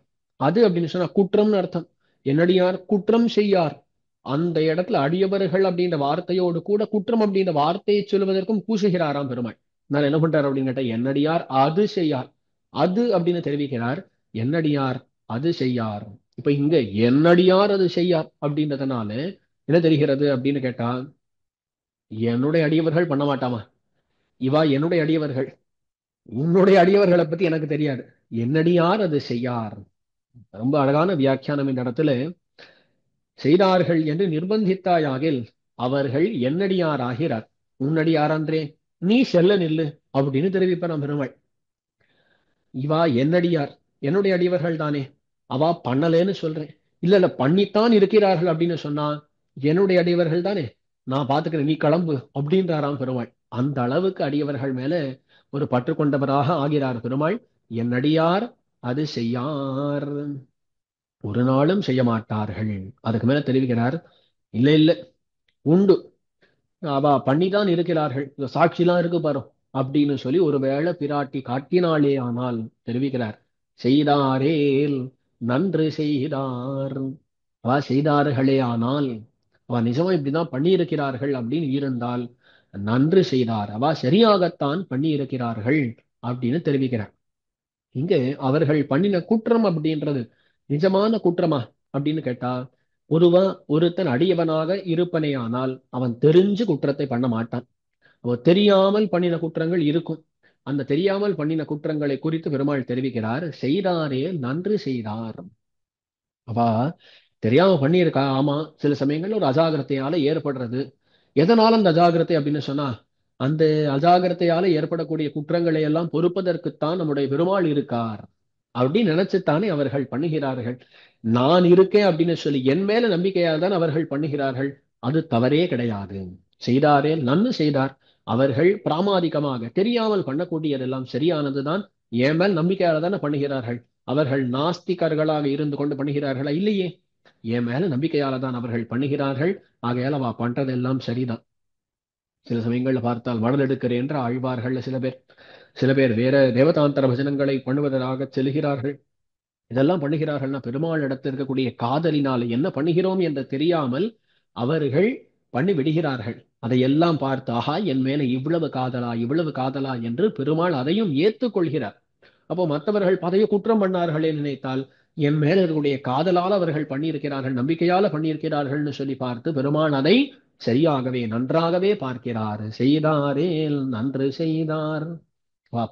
பண்ணியிருப்பார்களே ஆனால் நன்று செய்தார். பொதுவா நாம் ஒன்று சொல்லி அதை ஒருத்தர் ஒப்புக்கொள்ளவில்லைன்னு சொன்னா நமக்கு வருத்தம் தான் ஏற்படும். ஆனா இந்த இடத்துல பெரியபிராட்டி அவ குற்றம் பண்ணியிருக்கிறார்கள் அப்படின்னு சொல்ல பெருமாள் அவ பண்ணவே இல்லை, பண்ணாலும் அது சரிதான் அப்படின்னு சொன்ன உடனே பிராட்டிக்கு சந்தோஷம் இல்லையா? அதை மறுக்கிறாரேன்றது மறுக்க வேண்டும் அப்படின்னு தான் பிராட்டினுடைய எண்ணம். ஆகையால் இவ்விதமாக ரெண்டு பேரும் இருந்து கொண்டு நம்மை காக்கும் பொழுது நமக்கு என்ன குறை இருக்க முடியும் அப்படின்னு பெரியோர்கள் தெரிவிப்பார்கள். ரெண்டு பேரும் இல்லை, இவாளை காப்பாத்தி ஆகணும்னு சொல்லி ஒரு பிராட்டியை ஒரு பக்கம் முயற்சி பண்றா, இல்லை இவர்களை காப்பாத்தி ஆகணும்னு சொல்லி பெருமாளும் முயற்சி பண்ணுகிறார். சில சமயங்கள் என்ன ஆகும்னா, சில பேர் என்ன பண்ணுவா, நான் அவர் பார்த்துக்கிறேன்னு சொல்லி இவர் விட்டுடுவார், இவர் பார்த்துக்கணும்னு சொல்லி அவர் விட்டுடுவார். கடைசியில் யாருமே காக்க மாட்டான். அந்த மாதிரி கிடையாது இந்த தம்பதிகள். நான் தான் காப்பாத்துவேன் சொல்லி ரெண்டு பேரும் காப்பாத்த இருக்கும் பொழுது கண்டிப்பாக ரெண்டு பேரும் காப்பாற்றி விடுவார்கள். அந்த நம்பிக்கையோடு நாம் எப்பொழுதும் இருக்கலாம். சரி, இவ்விதமாக தன்னடியார் திறத்தகத்து தாமரையாளாகிலும் சிறகுரைக்கு மேல் என்னடியார் அது செய்யார் செய்தாரேல் நன்னு செய்தார் என்பர். இதுல வேடிக்கையாக பெரியோர்கள் தெரிவிப்பதுண்டு. காஞ்சி சுவாமி தெரிவிப்பதாக சொல்லுவார்கள், என்னடியார் அது செய்யார் அப்படின்றத என் அடியார் அது செய்யார்னு பிரிச்சுட்டோமா? அப்படி இல்லாமல் என்னடி யார் அது செய்யார் அப்படின்னு சொல்லி இவ்விதமாக பிரித்து சொல்லுவது பெரியோர்கள் தெரிவிப்பார்கள். என்ன டி, பொதுவா மனைவியை பார்த்து இந்த டி போட்டு பேசுவதுன்றது பல இடங்கள்ல நாம் பார்க்கலாம். அவ்வளவு நெருக்கம் உண்டு இல்லையா அந்த ரெண்டு பேருக்குள்ள? பெருமாளுக்கும் பிராட்டிக்கும் அதே அளவுக்கு நெருக்கத்தான். ஆகையால் தெரிவிக்கிறார், என்னடி யார் அது செய்யார் அப்படின்னு. என்ன டி அப்படின்னு பிரிப்பதும் உண்டு. என் அடி அப்படின்னு சொல்லி பிரிப்பதும் அதே அர்த்தம் தான். அதே அர்த்தத்துல என் அடி அப்படின்னு சொல்லி பிரிப்பதும் உண்டு. என்னடி யார் அது செய்யார். இதே பிராட்டி தான் ராமாவதாரத்தில் என்ன சொல்லியிருக்காள் அப்படின்னா, நகஷ்டின் அபராத்தியதி, யார் தான் உலகத்துல குற்றம் பண்ணாதவர்கள், குற்றம் பண்ணாதவர்கள் இல்லை அப்படின்னு சொல்லியிருக்கா. அப்ப இங்க பெருமாள் பார்த்து திரும்பி கேட்கிறார், என்னடி யார் இது செய்யார், யார் இது பண்ண மாட்டா, நீதானே சொல்லியிருக்க குற்றத்தை பண்ணாதவர்கள் ஒருத்தரும் இல்லைன்னா எல்லாரும் தான் பண்றா, யார் இதை பண்ணாமல் இருக்கிறார்கள் அப்படின்னு சொல்லி பிராட்டியை பார்த்து கேட்பதாக சொல்றது உண்டு. அப்ப என்னடியார் அது செய்யார் அப்படின்னு சொல்லலாம். என்னடி யார் அது செய்யார், குற்றத்தை யார் தான் பண்றது இல்லை, ஆனா இவர்கள் பண்ணியிருக்கிறார்கள், இவர்கள் எந்த எண்ணத்தால பண்ணியிருக்கிறார்கள் பாரு, நன்று செய்தார் அப்படின்னு பெருமாள் தெரிவிப்பதாகவும் சொல்றது உண்டு. என்னடியார் அது செய்தார் செய்தாரே நன்னு செய்தார் என்பர். என்பர் என்பர்னு சொன்னா பெருமாள் இந்த வார்த்தையால சொல்லிடுறார். இன்னும் சூச்சனமா எல்லாம் சொல்லலையா, வார்த்தையாலே சொல்லிடுறார் என்பர். ஏனென்றால் என்னமோ அவ கேட்டா நம்ம அதுக்கெல்லாம் பதில் சொல்ல வேண்டாம், நினைப்பது உண்டு இல்லையா, சில கேள்விகளுக்கெல்லாம் இருக்குதுல நாம எதுக்கு பதில் சொல்ல வேண்டும் அப்படின்னு சொல்லி விடுவது உண்டு. அந்த மாதிரி விட்டுட்டா இவருக்கு என்ன எண்ணமோ தெரியாமலே இருந்திடும் பிராட்டிக்கு. அப்படி இல்லை, என்பர் நன்னா சொல்லிடுறார், நன்னா ஸ்பஷ்டமாகவே சொல்லிவிடுகிறார் பெருமாள். அவ்விதமாக என்பர் போலும் அவ்விதமாக சொல்லிவிடுகிறார் பெருமாள் அப்படின்றது முதல் ரெண்டு வரிகளிலே காட்டப்பட்டது. தன்னடியார் திறத்தகத்து தாமரையாளாகிலும் சிறகுரைக்கு மேல் என்னடியார் அது செய்யார் செய்தாரேல் நன்னு செய்தார் என்பது போதும். பிராட்டி ஒரு நாளும் குற்றம் சொல்ல மாட்டார் அடியவர்களிடத்துல. அவ்விதமாக அடியவர்களிடத்தில் அவள் குற்றம் சொன்னாலும் ஏதோ ஒரு காரணத்துக்காகத்தான், எம்பெருமான் இடமாக இருக்கிறானா என்பதனை பார்ப்பதற்காகத்தான் சொல்லுவாள். அந்த சமயத்தில் எம்பெருமானும் தன்னுடைய திருட அத்தியவசாயத்தை காட்டிவிடுகிறான். தான் அடியவர்களை காப்பதிலே எப்பொழுதும் திருடமாகத்தான் இருப்பான் என்பதனை காட்டிவிடுகிறார், எம்பெருமான் காட்டிவிடுகிறான். என்னடியார் அது செய்யார் செய்தாரே நன்னு செய்தார் என்பது போலும் ஆச்சு. சரி, இந்த விஷயத்தை எங்க பார்க்கலாம் நாம் அப்படின்னா, அதுக்கு திருஷ்டாந்தத்தை எடுத்து சொல்லிட்டார் உடனே. மண்ணுடைய விபீடனர்க்காக மதிலிலங்கை திசை நோக்கி மலர்கண் வைத்தான், விபீஷணாழ்வானிடத்துல பார்க்கலாம் அப்படின்னு தெரிவிக்கிறார். மண்ணுடைய விபீடனர்காய், அதாவது மண்ணுடை விபீஷணன் அப்படின்னு சொன்னா ஐஸ்வர்யத்தை உடையவனான விபீஷணன் அப்படின்னு அர்த்தம். விபீஷண ஆழ்வான் என்ன சுவாமி ஐஸ்வர்யம், இவனுக்கு இருக்கக்கூடிய தனித்த ஐஸ்வர்யம் என்னன்னு கேட்டா தெரிவிக்கிறார். திருமங்கை ஆழ்வார் தெரிவிக்கிறார், செல்வ விபீடனர்க்கு வேறாக நல்லான். எம்பெருமான் எப்படிப்பட்டவன்னா விபீஷணருக்கு மட்டும் விசேஷமாக நல்லவனா இருக்கானாம் எம்பெருமான். விபீடனருக்கு வேறாக நல்லான் அப்படின்னு தெரிவிக்கிறார் திருமங்கை ஆழ்வார். வேறாக நல்லான் அப்படின்னா இந்த இடத்துல பார்க்க வேண்டும், விபீஷண ஆழ்வானை ஏற்றுக்கொள்ளும் பொழுது எவ்வளவு எதிர்ப்பு இருந்தது, அதையெல்லாம் எதிர்த்து எவ்விதமாக விபீஷண ஆழ்வானை ஏற்றுக்கொண்டான் எம்பெருமான், ஏற்றுக்கொண்டார் பெருமாள் அப்படிங்கிறதை நாம் பார்க்க வேண்டும். பொதுவா ஒரு எதிரியிடமிருந்து யாரேனும் வருகிறார்கள்னு சொன்னா சட்டுன்னு யாருமே ஏத்துக்க மாட்டா. விபீஷண ஆழ்வான் வருகிறான், விபீஷண ஆழ்வான் வந்தவுடன் அங்க பெரிய மீட்டிங், ஒரு சர்ச்சை நடக்கிறது. சுக்ரீவ மகாராஜர் தெரிவிக்கிறார், இவன் சத்ரோஸ்தகாஷாத் சம்பிராப்தா, எதிரிடமிருந்து வந்திருக்கிறான், அதில் இவனிடத்துல கண்டிப்பாக சந்தேகம்தான் நாம் கொள்ள வேண்டும், இவனை முடித்து விட வேண்டியது, வத்தியதாமேஷ தீவிரேன தண்டேன சச்சிவை சஹா அப்படின்னு சொல்லிட்டு இவரை கொண்டு விட வேண்டியதுன்னு சொல்லி சுக்ரீவ மகாராஜர் தெரிவிக்கிறார். அவர் என்ன சொல்றார், இவன் அங்கிருந்து வந்திருக்கிறான், நல்லவனாக இருக்க முடியாது, தீயவன் தான், ஆகையால் கொண்டு விட வேண்டும். இது மகாராஜர் சொல்ற. ஒரு பக்கம் திருவடி சொல்றாரு, நான் முன்னாடியே போயிருக்கேன், லங்கைக்கு போன போது நல்லவனாக இருந்தது விபீஷண ஆழ்வான் தான், ஆகையால் விபீஷண ஆழ்வான் ரொம்ப நல்லவன், ஆகையால் ஏற்றுக்கொள்ள வேண்டும் சொல்றார் திருவடி. ஹனுமான் திருவடி தெரிவிக்கிறார் இவ்விதமாக. இந்த இடத்துல பாருங்க, மகாராஜர் சொல்றார் தீயவன் விட்டுவிட வேண்டும், திருவடி தெரிவிக்கிறார் நல்லவன் ஏத்துக்கொள்ள வேண்டும். பெருமாள் பார்த்தார், ரெண்டும் தப்புன்னுட்டார். ரெண்டும் பூர்வபக்ஷம் தான். பெருமாள் தெரிவிக்கிறார், நல்லவனோ தீயவனோ சரணாகத்தின்னு வந்துட்டா ஏத்துக்கொள்ளத்தான் செய்ய வேண்டும் அப்படின்னு பெருமாள் தெரிவிக்கிறார். திருவடி சொன்னதையும் ஏத்துக்கல. இப்போ திருவடி சொன்னது கிட்டத்தட்ட மகாராஜர் சொன்னதுதான். சுக்ரீவ மகாராஜர் என்ன சொன்னார்? தீயவன் ஏத்துக்கொள்ளத்தகாதுன்னு சொன்னார். திருவடி சொல்றது என்னன்னு கேட்டா நல்லவன் ஏத்துக்கொள்ள வேண்டும். அப்ப இதுல என்ன தெரிகிறது? நல்லவன் ஏத்துக்கொள்ள வேண்டும்னா தீயவனாக இருந்து ஏத்துக்கொள்ள கூடாதுன்றது தெரியறது இல்லையா? அப்போ அவர்கள் விபீஷணாழ்வா நல்லவனா தீயவனான்ற அந்த சர்ச்சையை விட்டுட்டோம்னா அவர்களுடைய எண்ணம் ஒரே விதமாகத்தான் இருக்கிறது. தீயவனா ஏத்துக்கொள்ள கூடாது, நல்லவனா ஏத்துக்கொள்ள வேண்டும். அந்த இடத்துல பெருமாள் சொல்ற நல்லவனோ தீயவனோ சரணாகத்தனாக இருந்தால் ஏத்துக்கொள்ள வேண்டும்னு சொல்லி பெருமாள் ரெண்டு பேருடைய பட்சங்களையும் தள்ளி விபீஷணாழ்வான் ஏத்துக்கொள்ளுகிறார் அப்படின்னு சொல்லி பார்க்கணும். இப்ப பாருங்க, இதுதான் நடக்கிறது. அப்போ தன்னுடைய அடியவனிடத்துல ஒருத்தர் குற்றம் சுமத்த பார்க்கிறார். அதாவது சுக்ரீவ மகாராஜர் இவரிடத்துல குற்றம் இருக்கு ஏத்துக்கொள்ள கூடாதுன்னு சொல்ல பார்க்கும்போது அதெல்லாம் கிடையாதுன்னு சொல்லி ஏத்துக்கிறாரா? என்னடியார் அது செய்தாரேல் நன்மை செய்தார் அப்படின்னு தான் பெருமாள் ஏத்துக்கொள்கிறார். அப்போ அந்த முன்னாடி சொன்ன விஷயத்துக்கு இது ஒரு திருஷ்டாந்தமாக அமைந்திருக்கிறதுன்னு பெரியவர்கள் காட்டுகிறார்கள். ஒரு கேள்வி வரும். முன் வரிகளிலே பிராட்டிக்கும் பெருமாளுக்கும் நடுவிலே நடந்த சம்பாதம் இல்லையா? பிராட்டி அடியவரிடத்துல குற்றம் சுமத்தும் பொழுது பெருமாள் இல்லை அப்படின்னு சொல்லி அதை நிராகரிப்பதுதான் முன் வரிகளிலே காட்டப்பட்டிருக்கிறது. ஆனா இங்க சரித்திரத்துல சொல்லும் பொழுது பிராட்டிக்கும் பெருமாளும் கிடையாது, சுக்ரீவ மகாராஜருக்கும் பெருமாளுக்கும் நடுவில் வச்சுக்கலாம். அவிதமாகத்தான் இருக்கிறதுன்னு சொன்னா அங்க ஆச்சாரியர்கள் காட்டுகிறார்கள், பிராட்டி பிராட்டியை காட்டிலும் சிறப்பு வாய்ந்தவர் மகாராஜராம். அது எப்படி சுவாமி அப்படின்னா ஒரு இடத்துல தெரிவிக்கிறார், துவயி கிஞ்சித் சமாபன்னே கிம் காரியம் சீதையா மமா. ராமபிரான் சக்கரவர்த்தி திருமகனார் இடத்துல தெரிவிக்கிறார் சுக்ரீவ மகாராஜரை பார்த்து. சுக்ரீவ மகாராஜர் ஒரு சாகசம் பண்ணுகிறார். ராவணன் ஒரு இடத்துல இருக்கான், அவன் என்ன மேல இருப்பது, பெருமாள் கீழே இருக்கும் பொழுது என்று நினைத்து சுக்ரீவ மகாராஜர் வேகமா சென்று அவன் தரித்திருக்கக்கூடிய கிரீட்டங்களை எல்லாம் அங்கிருந்து அபகரித்துக் கொண்டு வருகிறார். அந்த சமயத்துல பெருமாள் பார்த்து சொல்லுகிறார், இந்த மாதிரி சாகசம் எல்லாம் நீர் பண்ணலாமா, அங்க போகலாமா, உமக்கு ஏதாவது ஆகுமே ஆனால் நேர்ந்து விடுமே ஆனால் அந்த பிராட்டியோடு எனக்கு என்ன பிரயோஜனம் உண்டு, என்ன காரியம் உண்டு தெரிவிக்கிறார் பெருமாள். துவை கிஞ்சித் சமாபன்னே கிம் காரியம் சீதையாமம். தேவரீருக்கு ஏதேனும் ஆனால் அந்த பிராட்டியால என்ன பிரயோஜனம் அப்படின்னு தெரிவிக்கிறார். இங்கே என்ன தெரிகிறதுன்னா பிராட்டியை காட்டிலும் சுக்ரீவ மகாராஜரை உயர்ந்த இடத்துல வைத்துக் கொண்டிருக்கிறார் பெருமாள் அப்படின்றது தெரிகிறது இல்லையா? அப்போ பிராட்டி குற்றம் சுமத்தினால் பெருமாள் அதை ஏற்றுக்கொள்வது இல்லை என்பது மட்டும் இல்லை, பிராட்டியை காட்டிலும் நெருக்கமாக இருக்கக்கூடிய மகாராஜர் சுமத்தினாலும் கூட இவர் ஏற்றுக்கொள்வதில்லை. அடியவர்கள் அப்படின்னு வந்துட்டா அவர்களிடத்துல திருடமாகத்தான் இருப்பார்னு சொல்லி திருஷ்டாந்தம். இப்ப அங்க சொன்னதை காட்டிலும் அந்த விஷயத்தை இன்னும் முதலிக்க கூடியதான ஒரு திருஷ்டாந்தம் தான் இந்த இடத்துல சொல்லப்பட்டிருக்கிறதுன்னு பார்க்க வேண்டும். மன்னுடைய விபீடனர்கா, மன்னுடைய விபீடனர்காயின்னு சில இடத்துல இருக்கு, மன்னுடைய விபீடனர்கா அப்படின்னு சொல்லி இருக்கு, அர்த்தம் ஒண்ணுதான். மன்னுடைய விபீடனர்கா மதிலிலங்கை திசை நோக்கி மலர் கண் வைத்தான்.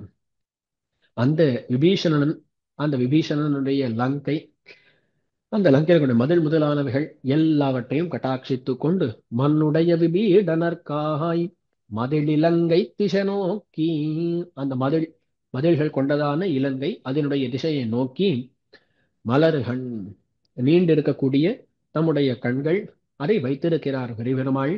மண்ணுடைய விபீடனர்கா மதிலிலங்கை திசை நோக்கி மலர்கள் வைத்த என்னுடைய திருவரங்கர், என்னுடைய திருவரங்கர் அப்படின்னு தெரிவிக்கிறார். இதுல வேடிக்கையா சொல்றது உண்டு, பெருமாள் எந்த திக்கை நோக்கி பார்த்து கொண்டிருக்கிறார்? தெற்கு திக்கு. ஸ்ரீவில்லிபுத்தூர் எங்க இருக்குன்னு கேட்டா திருவரங்கத்தை பொறுத்தவரை தெற்குல தான் இருக்கிறது. அப்போ பெரியாழ்வார் என்ன அனுபவிக்கிறார், விபீஷணருக்காகன்னு பேரு சொல்லி அந்த பெருமாள் கடைசியில கட்டாட்சிப்பது யாருன்னு கேட்டா அடியேனையும் அடியனுடைய குமாரத்தையும் தான் அப்படின்னு சொல்லி பெரியாழ்வாருடைய திருவள்ளமம். ஆகையால் என்னுடைய திருவரங்கர்னு தெரிவிக்கிறார். மண்ணுடைய விபீடனர்கா மதிலிலங்கை திசை நோக்கி, மதிலிலங்கை திசை நோக்கி மலர்கண் வைத்த என்னுடைய திருவரங்கர் எனக்காகன்னு பார்த்து கொண்டிருக்கிறார். அப்படிப்பட்ட என்னுடைய திருவரங்கர் கண்ணி மற்றொருவர் காளாவரே, இவரை தவிர வேறொருத்தருக்கு நாம் ஆளாகலாமா, அவர்களுக்கு அடிமையாக இருக்கலாமா? அது கூடவே கூடாது, இவருக்குத்தான் அடிமையாக இருக்க வேண்டும். என்னுடைய திருவரங்கர் கண்ணியும் மற்றொருவர் காளாவரே. ஆகையால் இங்கு சிதகுரைக்கக்கூடிய பிரிபிராட்டியும் அது நன்று செய்தார்னு சொல்லக்கூடிய பெரிய பெருமாளும் அப்படிப்பட்ட இந்த ரெண்டு பேருமாக இருக்கக்கூடிய இந்த திருவரங்கம், அதில் இருக்கக்கூடிய அந்த தம்பதிகள் இருக்கிறார்களே, அவர்களுக்குத்தான் நாம் அடிமை செய்ய வேண்டுமே தவிர மற்றொருவருக்கு ஆள் ஆகலாமா? ஆளாக இயலாது, ஆளாக கூடாது அப்படின்றது இந்த இடத்துல தெரிவிக்கிறார். மற்றொருவர் காளாவரே. திருப்பானாழ்வார் மத்தொன்னினை காணாவேன்னர். இவர் மற்றொருவர் காளாவரேன்னு தெரிவிக்கிறார். கடைசியில எல்லாரும் சேர்ந்து சொல்லக்கூடிய சித்தாந்தம் என்னன்னா, இதோ இந்த பெரியபெருமாளுக்கு கைங்கரியங்களை எல்லாம் பண்ணிக்கொண்டு வாழ வேண்டும் அப்படின்றது. சரி ஆச்சு, என்னுடைய திருவரங்கற்கன்னியும் மற்றொருவர் காளாவரே. இரண்டாவது பாசுரம் ஆச்சு. இதுக்கு மேல மூன்றாவது பாசுரம். கருளுடைய பொழில் மருதும் கதக்களிரும் பிலம்பனையும் கடியமாவும் உருளுடைய சகடரையும் மல்லரையும் உடைய விட்டோசை கேட்டான். இருளகத்து மெரிகதிரோன் மண்டலத்தூடேத்தி வைத்தேணி வாங்கி அருள் கொடுத்திட்டடியவரை ஆட்கொள்வான் அமருமூர் அணியரங்கமே. சமயம் அதிகமாயிட்டே இருக்கு. இதுக்கு மேல பாசுரங்களை சுருக்கமா விண்ணப்பிக்கிறேன். பெரும்பாலும் நமக்கு தெரிஞ்ச சரித்திரங்கள் தான். அந்தந்த வார்த்தைக்கு இதுதான் அர்த்தம் அப்படின்றத நாம் புரிந்து கொண்டோமேயானால் அப்படியே புரிஞ்சிடும். கருளுடைய பொழில் மருதும் கதக்களிரும் விளம்பனையும் கடியமாவும் உருளுடைய சகடரையும் மல்லரையும் உடையவிட்டு ஓசை கேட்டான். இதெல்லாமே கிருஷ்ண சரித்திரம் இல்லையா? கண்ணன் யாரையெல்லாம் முடித்தான் ஒரு பட்டியலிடுகிறார். கருளுடைய பொழில் மருதும், மருத மரங்கள் ரெண்டு, அந்த ரெண்டின் நடுவிலே உரலோடு சென்று அவற்றை சாய்த்து விட்டான் அப்படின்றதை பார்க்கிறோம். இதற்கு முன்னாடியும் பெரியாழ்வார் திருமொழியில பல பாசுரங்கள்ல பார்த்திருப்பீர்கள். அந்த கருளுடைய பொழில் மருதும், இங்க கருள் அப்படின்ற வார்த்தைக்கு கடைசியில தாற்பயம் என்னன்னு கேட்டா கோபம்னு அர்த்தம். சீற்றம் கொண்டதாக இருக்கக்கூடிய பொழில் மருதம். பொழில் மருது அதாவது சோலை மாதிரி நன்னா நெருங்கி வளர்ந்து இருக்கக்கூடியதான மருதங்கள். அந்த கருளுடைய கோபம் கொண்டதாக இருக்கக்கூடிய பொழில் போல இருக்கக்கூடிய மருத மரங்கள், அவற்றை முடித்தான். நீங்கள் பார்த்திருப்பீர்கள், முன்னாடியே பல பாஷங்கள்ல வந்திருக்கும். பொதுவா இந்த மருதங்களாக வந்தவர்கள் மணிகிரீவ நலக்கூபர அப்படின்றவர்கள் தான். அவர்கள் அசுரர்கள்லாம் கிடையாது. இருந்தாலும் ஆழ்வார்கள் தெரிவிக்கும் பொழுது பொய்மாய மருதான வசுரரை என்றெல்லாம் தெரிவிக்கும் பொழுது என்ன தெரிகிறதுன்னு கேட்டால், அந்த மருத மரங்களிலே சில அசுரர்களும் ஆவேசித்திருந்தார்கள் அப்படின்றது தெரிகிறது, கண்ணனை முடிக்க வேண்டும் என்பதற்காக. ஆகையால் கருளுடைய சீற்றம் கொண்டவர்களாக அவர்கள் இருந்திருக்க வேண்டும் என்பது தெரிகிறது. ஆக கருளுடைய பொழில் மருதும் முதல். இரண்டாவது கதக்களிரும். கதக்களிறு அப்படின்னு சொன்னா இந்த இடத்துல களிறு வேற எதுவும் கிடையாது, நமக்கு தெரிஞ்ச குவலையா பீடம். அந்த குவலையா பீடம் அத கதக்களிறு அப்படின்னு சொல்லி தெரிவிக்கிறார். கதக்களிறுன்றதுனால இங்கேயும் சீற்றம் கொண்டதுன்னு அர்த்தம். நிறைய திரவியங்கள், மதத்தை ஏற்படுத்தக்கூடிய திரவியங்களை எல்லாம் அதுக்கு கொடுத்திருக்கிறபடியால் அது நல்ல கோபம் கொண்டதாக இருக்கிறது. கதக்களிறுன்னு சொல்லப்படுகிறது.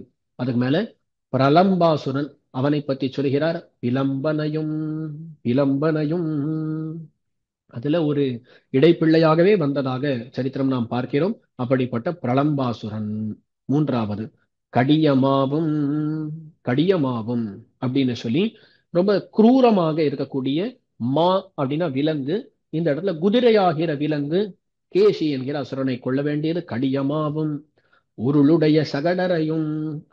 உருளுடைய சகடு, உருள்னா அந்த உருளுதல்னு அர்த்தம்.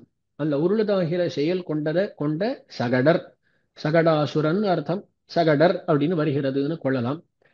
அல்லது பெரியோர்கள் சகடினையும் அப்படின்னு பாட்டம் என்றும் காட்டுகிறார்கள். கடைசியில் அர்த்தம் அதுதான், சகடாசுரன். அது சகடர்னு இருக்கலாம், சகடினையும் அப்படின்னு இருக்கலாம். உருளுடைய சகடரையும் மல்லரையும், மல்லர்கள் சாணூர முஷ்டிக தோசல முதலானவர்கள். இது குவலையாப்பிடமாகிற யானை, இந்த மல்லர்கள், இவாள்லாம் மதுரா பட்டணத்துல, மற்றதெல்லாம் இந்த இடத்துலன்னு பார்க்க வேண்டும், அதாவது கோகுலத்திலேன்னு சொல்லி. ஆக கருளுடைய பொழில் மருதும் கதக்களிரும் விளம்பனையும் கடியமாவும் உருளுடைய சகடரையும் மல்லரையும் உடைய விட்டு ஓசை கேட்டான். அவர்கள் எல்லாரையும் உடைய விட்டு. உடைய விட்டு சகடத்தை உடைய விட்டுன்னா புரியுறது, எல்லாரையும் உடைய விட்டான்னா அவ்வளவு சுலபமாக எல்லாரையும் முடிச்சுட்டான். ஆகையால் எல்லாரையும் உடைய விட்டு அப்படின்னு தெரிவிக்கிறார். ஒவ்வொருத்தரை வேற வேற விதமாகத்தான் முடிக்கிறான். அதுல எல்லாம் சின்ன சின்ன வித்தியாசங்கள் இருந்தாலும் கூட கடைசியில எல்லாரையும் முடிச்சுட்டான், அவ்வளவுதானே. ஆகையால் ஒன்றாக போடுகிறார், உடைய விட்டு. உடைய விட்டு கடைசியில ஓசை கேட்டான். ஓசை கேட்டான். அவன் என்ன ஓசை கேட்டான் அப்படின்னா, இவன் இப்படி எல்லாரையும் கொல்றானா, கொல்ல கொல்ல இவனிடத்துல பக்தி கொண்டவர்கள் எல்லாரும் ஸ்தோத்திரம் பண்ணுகிறார்களாம். இவனை கொன்றவன் அவனை கொன்றவன் அப்படின்னு சொல்லி சகடாசுர பஞ்சனன்னு சொல்றான். மல்லாண்ட செந்தோள் அப்படின்லாம் தெரிவிக்கிறார்கள். இந்த மாதிரி அவரவர்கள் ஸ்தோத்திரம் பண்ண பண்ண அதையெல்லாம் கேட்டு மகிழ்கிறானாம். ஓசை கேட்டான் அப்படின்னு சொன்ன அவர்கள் ஸ்தோத்திரங்களை பண்ண அதை கேட்கிறான் பெருமான். ஓசை கேட்டான். அந்த பிரசித்தி தனக்கு ஏற்படக்கூடிய கீர்த்தி அதை கேட்டான் அப்படின்னு சொல்லி தெரிவிப்பார்கள். ஓசை கேட்டான். அப்போ விரோதிகளை எல்லாம் போக்கினான் அப்படின்ற விஷயம் 2 வரிகள்ல காட்டப்பட்டது. கருளுடைய பொழில் மருதும் கதக்களிரும் பிளம்பனையும் கடியமாவும் உருளுடைய சகடரையும் மல்லரையும் உடைய விட்டு ஓசை கேட்டான். விரோதிகளை எல்லாம் போக்கிட்டான். விரோதிகளை எல்லாம் போக்கி இஷ்டத்தை கொடுக்க வேண்டும். அதுதான் அடுத்து சொல்லப்படுகிறது. என்னன்னு கேட்டா தெரிவிக்கிறார். இருளகத்தும் எரிகதிரோன் மண்டலத்தூடேத்தி வைத்தேணி வாங்கி அருள் கொடுத்திட்டடியவரை ஆட்கொள்வான் அமருமூர் அணியரங்கமே. மோட்சத்தை பெருமான் தான் தருகிறான். எப்படி தருகிறான் என்பதனை மேலே தெரிவிக்கிறார். மோட்ச பிரதத்துவம் அப்படின்ற எம்பெருமானுடைய குணத்தை பத்தி பேசுகிறார். மோட்சத்தை தரும் பொழுது முதல்ல பாவங்கள், அதாவது விரோதிகள், அவற்றையெல்லாம் போக்கித்தானே மோட்சம் தரணும். அதனால விரோதிகளை எல்லாம் போக்குதலை சொல்லிட்டார். சர்வ பாப்பேபியோ மோக்ஷயிஷ்யாமி எம்பெருமான் சொல்றா இல்லையா. பாவங்கள் பலவிதமா இருக்கும். கடைசியில எல்லாரும் இருந்து நான் பாத்துக்கிறேன், நான் உன்னை விடுவிக்கிறேன்னு கண்ணன் தெரிவிக்கிறான். அதே மாதிரிதான் விரோதிகள் பலவிதமா இருக்கலாம். ஆனா விரோதிகள் பலவிதமா இருந்தால் எல்லாத்தையும் உடைய விட்டு ரொம்ப சுலபமா எம்பெருமான் முடிச்சுடுறான்றது முன்னாடி சொல்லப்பட்டது. அதுக்கு மேல இருளகத்தும் எரிகதிரோன் மண்டலத்தூடு ஏற்றி. இருளை அகற்றுபவன் யாருன்னு கேட்டா எரி கதிரோன். அதாவது கதிர்னா கிரணங்கள்னு அர்த்தம். கிரணங்களை எல்லாம் எரியக்கூடியவனானவன் எரி கதிரோன்னு சொல்லப்படுகிறான் ஆதித்யன். இருளையெல்லாம் அகற்றக்கூடிய எரி கதிரோன் ஆதித்யன். ஆதித்யனுடைய மண்டலம் சூரிய மண்டலம். சூரிய மண்டலத்தூடு ஏற்றி அந்த ஆதித்ய மண்டலம் நடுவாக இவனை ஏற்றுகிறான். மோட்சத்தை அடையக்கூடிய அந்த முக்தாத்மாவை ஆதித்ய மண்டலம் மூலமாக ஏற்றிக்கொண்டு செல்கிறான் எம்பெருமான். அப்ப அந்த ஆதித்ய மண்டலத்தை பேதித்துக் கொண்டு செல்வதாக உபனிஷத்துக்கள் எல்லாம் கூறும். நம்முடைய ஆழ்வார்களும் பல இடங்கள்ல கூறுகிறார்கள். அவ்விதமாக அந்த மண்டலத்தூடு ஏற்றி அந்த மண்டலம் மூலமாக அழைத்து செல்கிறான். அதுக்கப்புறம் எங்கே செல்கிறான் அப்படின்னா, எங்கே செலுத்துகிறான், எங்கே அழைத்து செல்கிறான் என்றால் பரமபதத்துக்கு அழைத்து செல்கிறான். இருளகத்தும் எரிகதிரோன் மண்டலத்தூடேத்தி வைத்து. ஏற்றி வைத்து இங்கு ஆதித்யனுக்குள்ளிருந்து ஏற்றினான் அப்படின்றது இருந்தாலும் அர்ச்சிராதி மார்க்கம் முழுக்கவும் இந்த இடத்துல நாம் அனுசந்திக்க வேண்டும். அந்த அர்ச்சிராதி மார்க்கம் மூலமாக இவனை ஏற்றுகிறான், பரமபதத்துக்கு அழைத்து செல்கிறான். ஏற்றி அங்கே வைக்கிறான். அங்கே வைத்து, எங்கே வைத்து அப்படின்னு சொன்னால் திருமாமணி மண்டபத்திலே அங்கு அடியவர்களோடு எல்லாம் சேர்ந்து எம்பெருமானை அனுபவித்துக் கொண்டு கைங்கரியங்களை செய்யும்படியாக வைக்கிறான். அதுதான் ஏற்றி வைத்து அப்படின்னு சொல்லி. ஏற்றி வைத்து, வைத்து என்பது ஆச்சு. ஏற்றி வச்சாச்சு. அதுக்கு மேல ஏணி வாங்கி. ஏணி வாங்கினா இதோ ஏணியால மேல ஏறுவோம். அந்த ஏணி அப்படியே இருந்தால் கீழே இறங்கலாம். அந்த ஏணியை எம்பெருமான் வாங்கி விடுகிறான். இதுக்கு மேலோட்டமான ஒரு தாற்பயம் பார்த்தால் அங்க போனவன் திரும்புவது கிடையாது அப்படின்னு அர்த்தத்தை கொள்ளலாம். மேலும் இங்க ஏணின்றது யார் அப்படின்னு கேட்டா எம்பெருமான் தான் ஏணியாக இருக்கிறான். எம்பெருமான் தான் நாம் மோட்சத்தை அடைவதற்கு உபாயமாக இருக்கிறான். அந்த ஏணி வாங்கினா மோட்சத்தை அடைவிக்கும் தனையும் எம்பெருமான் உபாயமாக ஆகிறான். அங்க போன பின்பு அவன் உபாயமாக இருப்பது கிடையாது, உபேயமாக இருக்கிறான். உபாயம்னு அடைவிக்கக்கூடியது. உபேயம்னு சொன்னா அடையுமதாக அடையப்படுமது. அப்ப அடையப்படுமதாக இருந்து கொண்டு அனுபவிக்கப்பட்டு கொண்டு கைங்கரியங்களை எல்லாம் ஏற்றுக்கொண்டு அங்க இருக்கிறான். அதுகள் உபாயமாக அங்க இருக்க வேண்டிய தேவையில்லை. ஆகையால் ஏணி வாங்கின்னு சொல்லி தன்னுடைய உபாய பாவத்தை எம்பெருமான் தவிர்த்து கொள்கிறான் அப்படின்னு சொல்லலாம். அதுதான் வியாக்கியானத்தில் இருக்கிறது. ஆகையால் ஏற்றி வைத்து ஏணி வாங்கி அருள் கொடுத்திட்டு அடியவரை ஆட்கொள்வான் அமருமூர். அருள் கொடுத்திட்டு அவர்களுக்கு அருள் கொடுக்கிறான். என்ன அருள் கொடுக்கிறான் அப்படின்னு சொன்னா, திரும்பி போகவே வேண்டாம், இங்கேயே இருந்து கொண்டு கைங்கரியங்களை எல்லாம் பண்ணும்படியாக அவர்களுக்கு அருள் கொடுக்கிறான். அருள் கொடுத்திட்டு அடியவரை ஆட்கொள்வான். அடியவர்களை எல்லாம் ஆட்கொள்கிறான், ஆட்கொள்வான். அவன் அமருமூர் அணியரங்கமே. இப்ப பாருங்க, விரோதிகளை எல்லாம் போக்கி அர்ச்சனாதி மார்க்கம் மூலமாக பரமபுரத்துக்கு அழைத்து சென்று அங்கே அவர்களிடமிருந்து கைங்கரியத்தை கொள்ளக்கூடியவனான அந்த எம்பெருமான், அப்போ மோட்சத்தை தரக்கூடியவனான எம்பெருமான் அமருமுர், அவன் பொருந்தி இருக்கிறான், அமர்ந்து இருக்கிறான். எங்கன்னு கேட்டா அமருமூர் வேற எதுவும் கிடையாது, அணியரங்கமேன்னு தெரிவிக்கிறார்.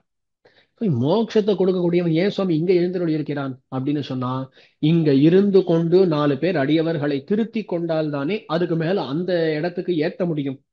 ஆகையால் இவர்களை எல்லாம் திருத்துவதற்காகன்னு சொல்லி எம்பெருமான் இந்த இடத்துல அமர்ந்திருக்கிறான்.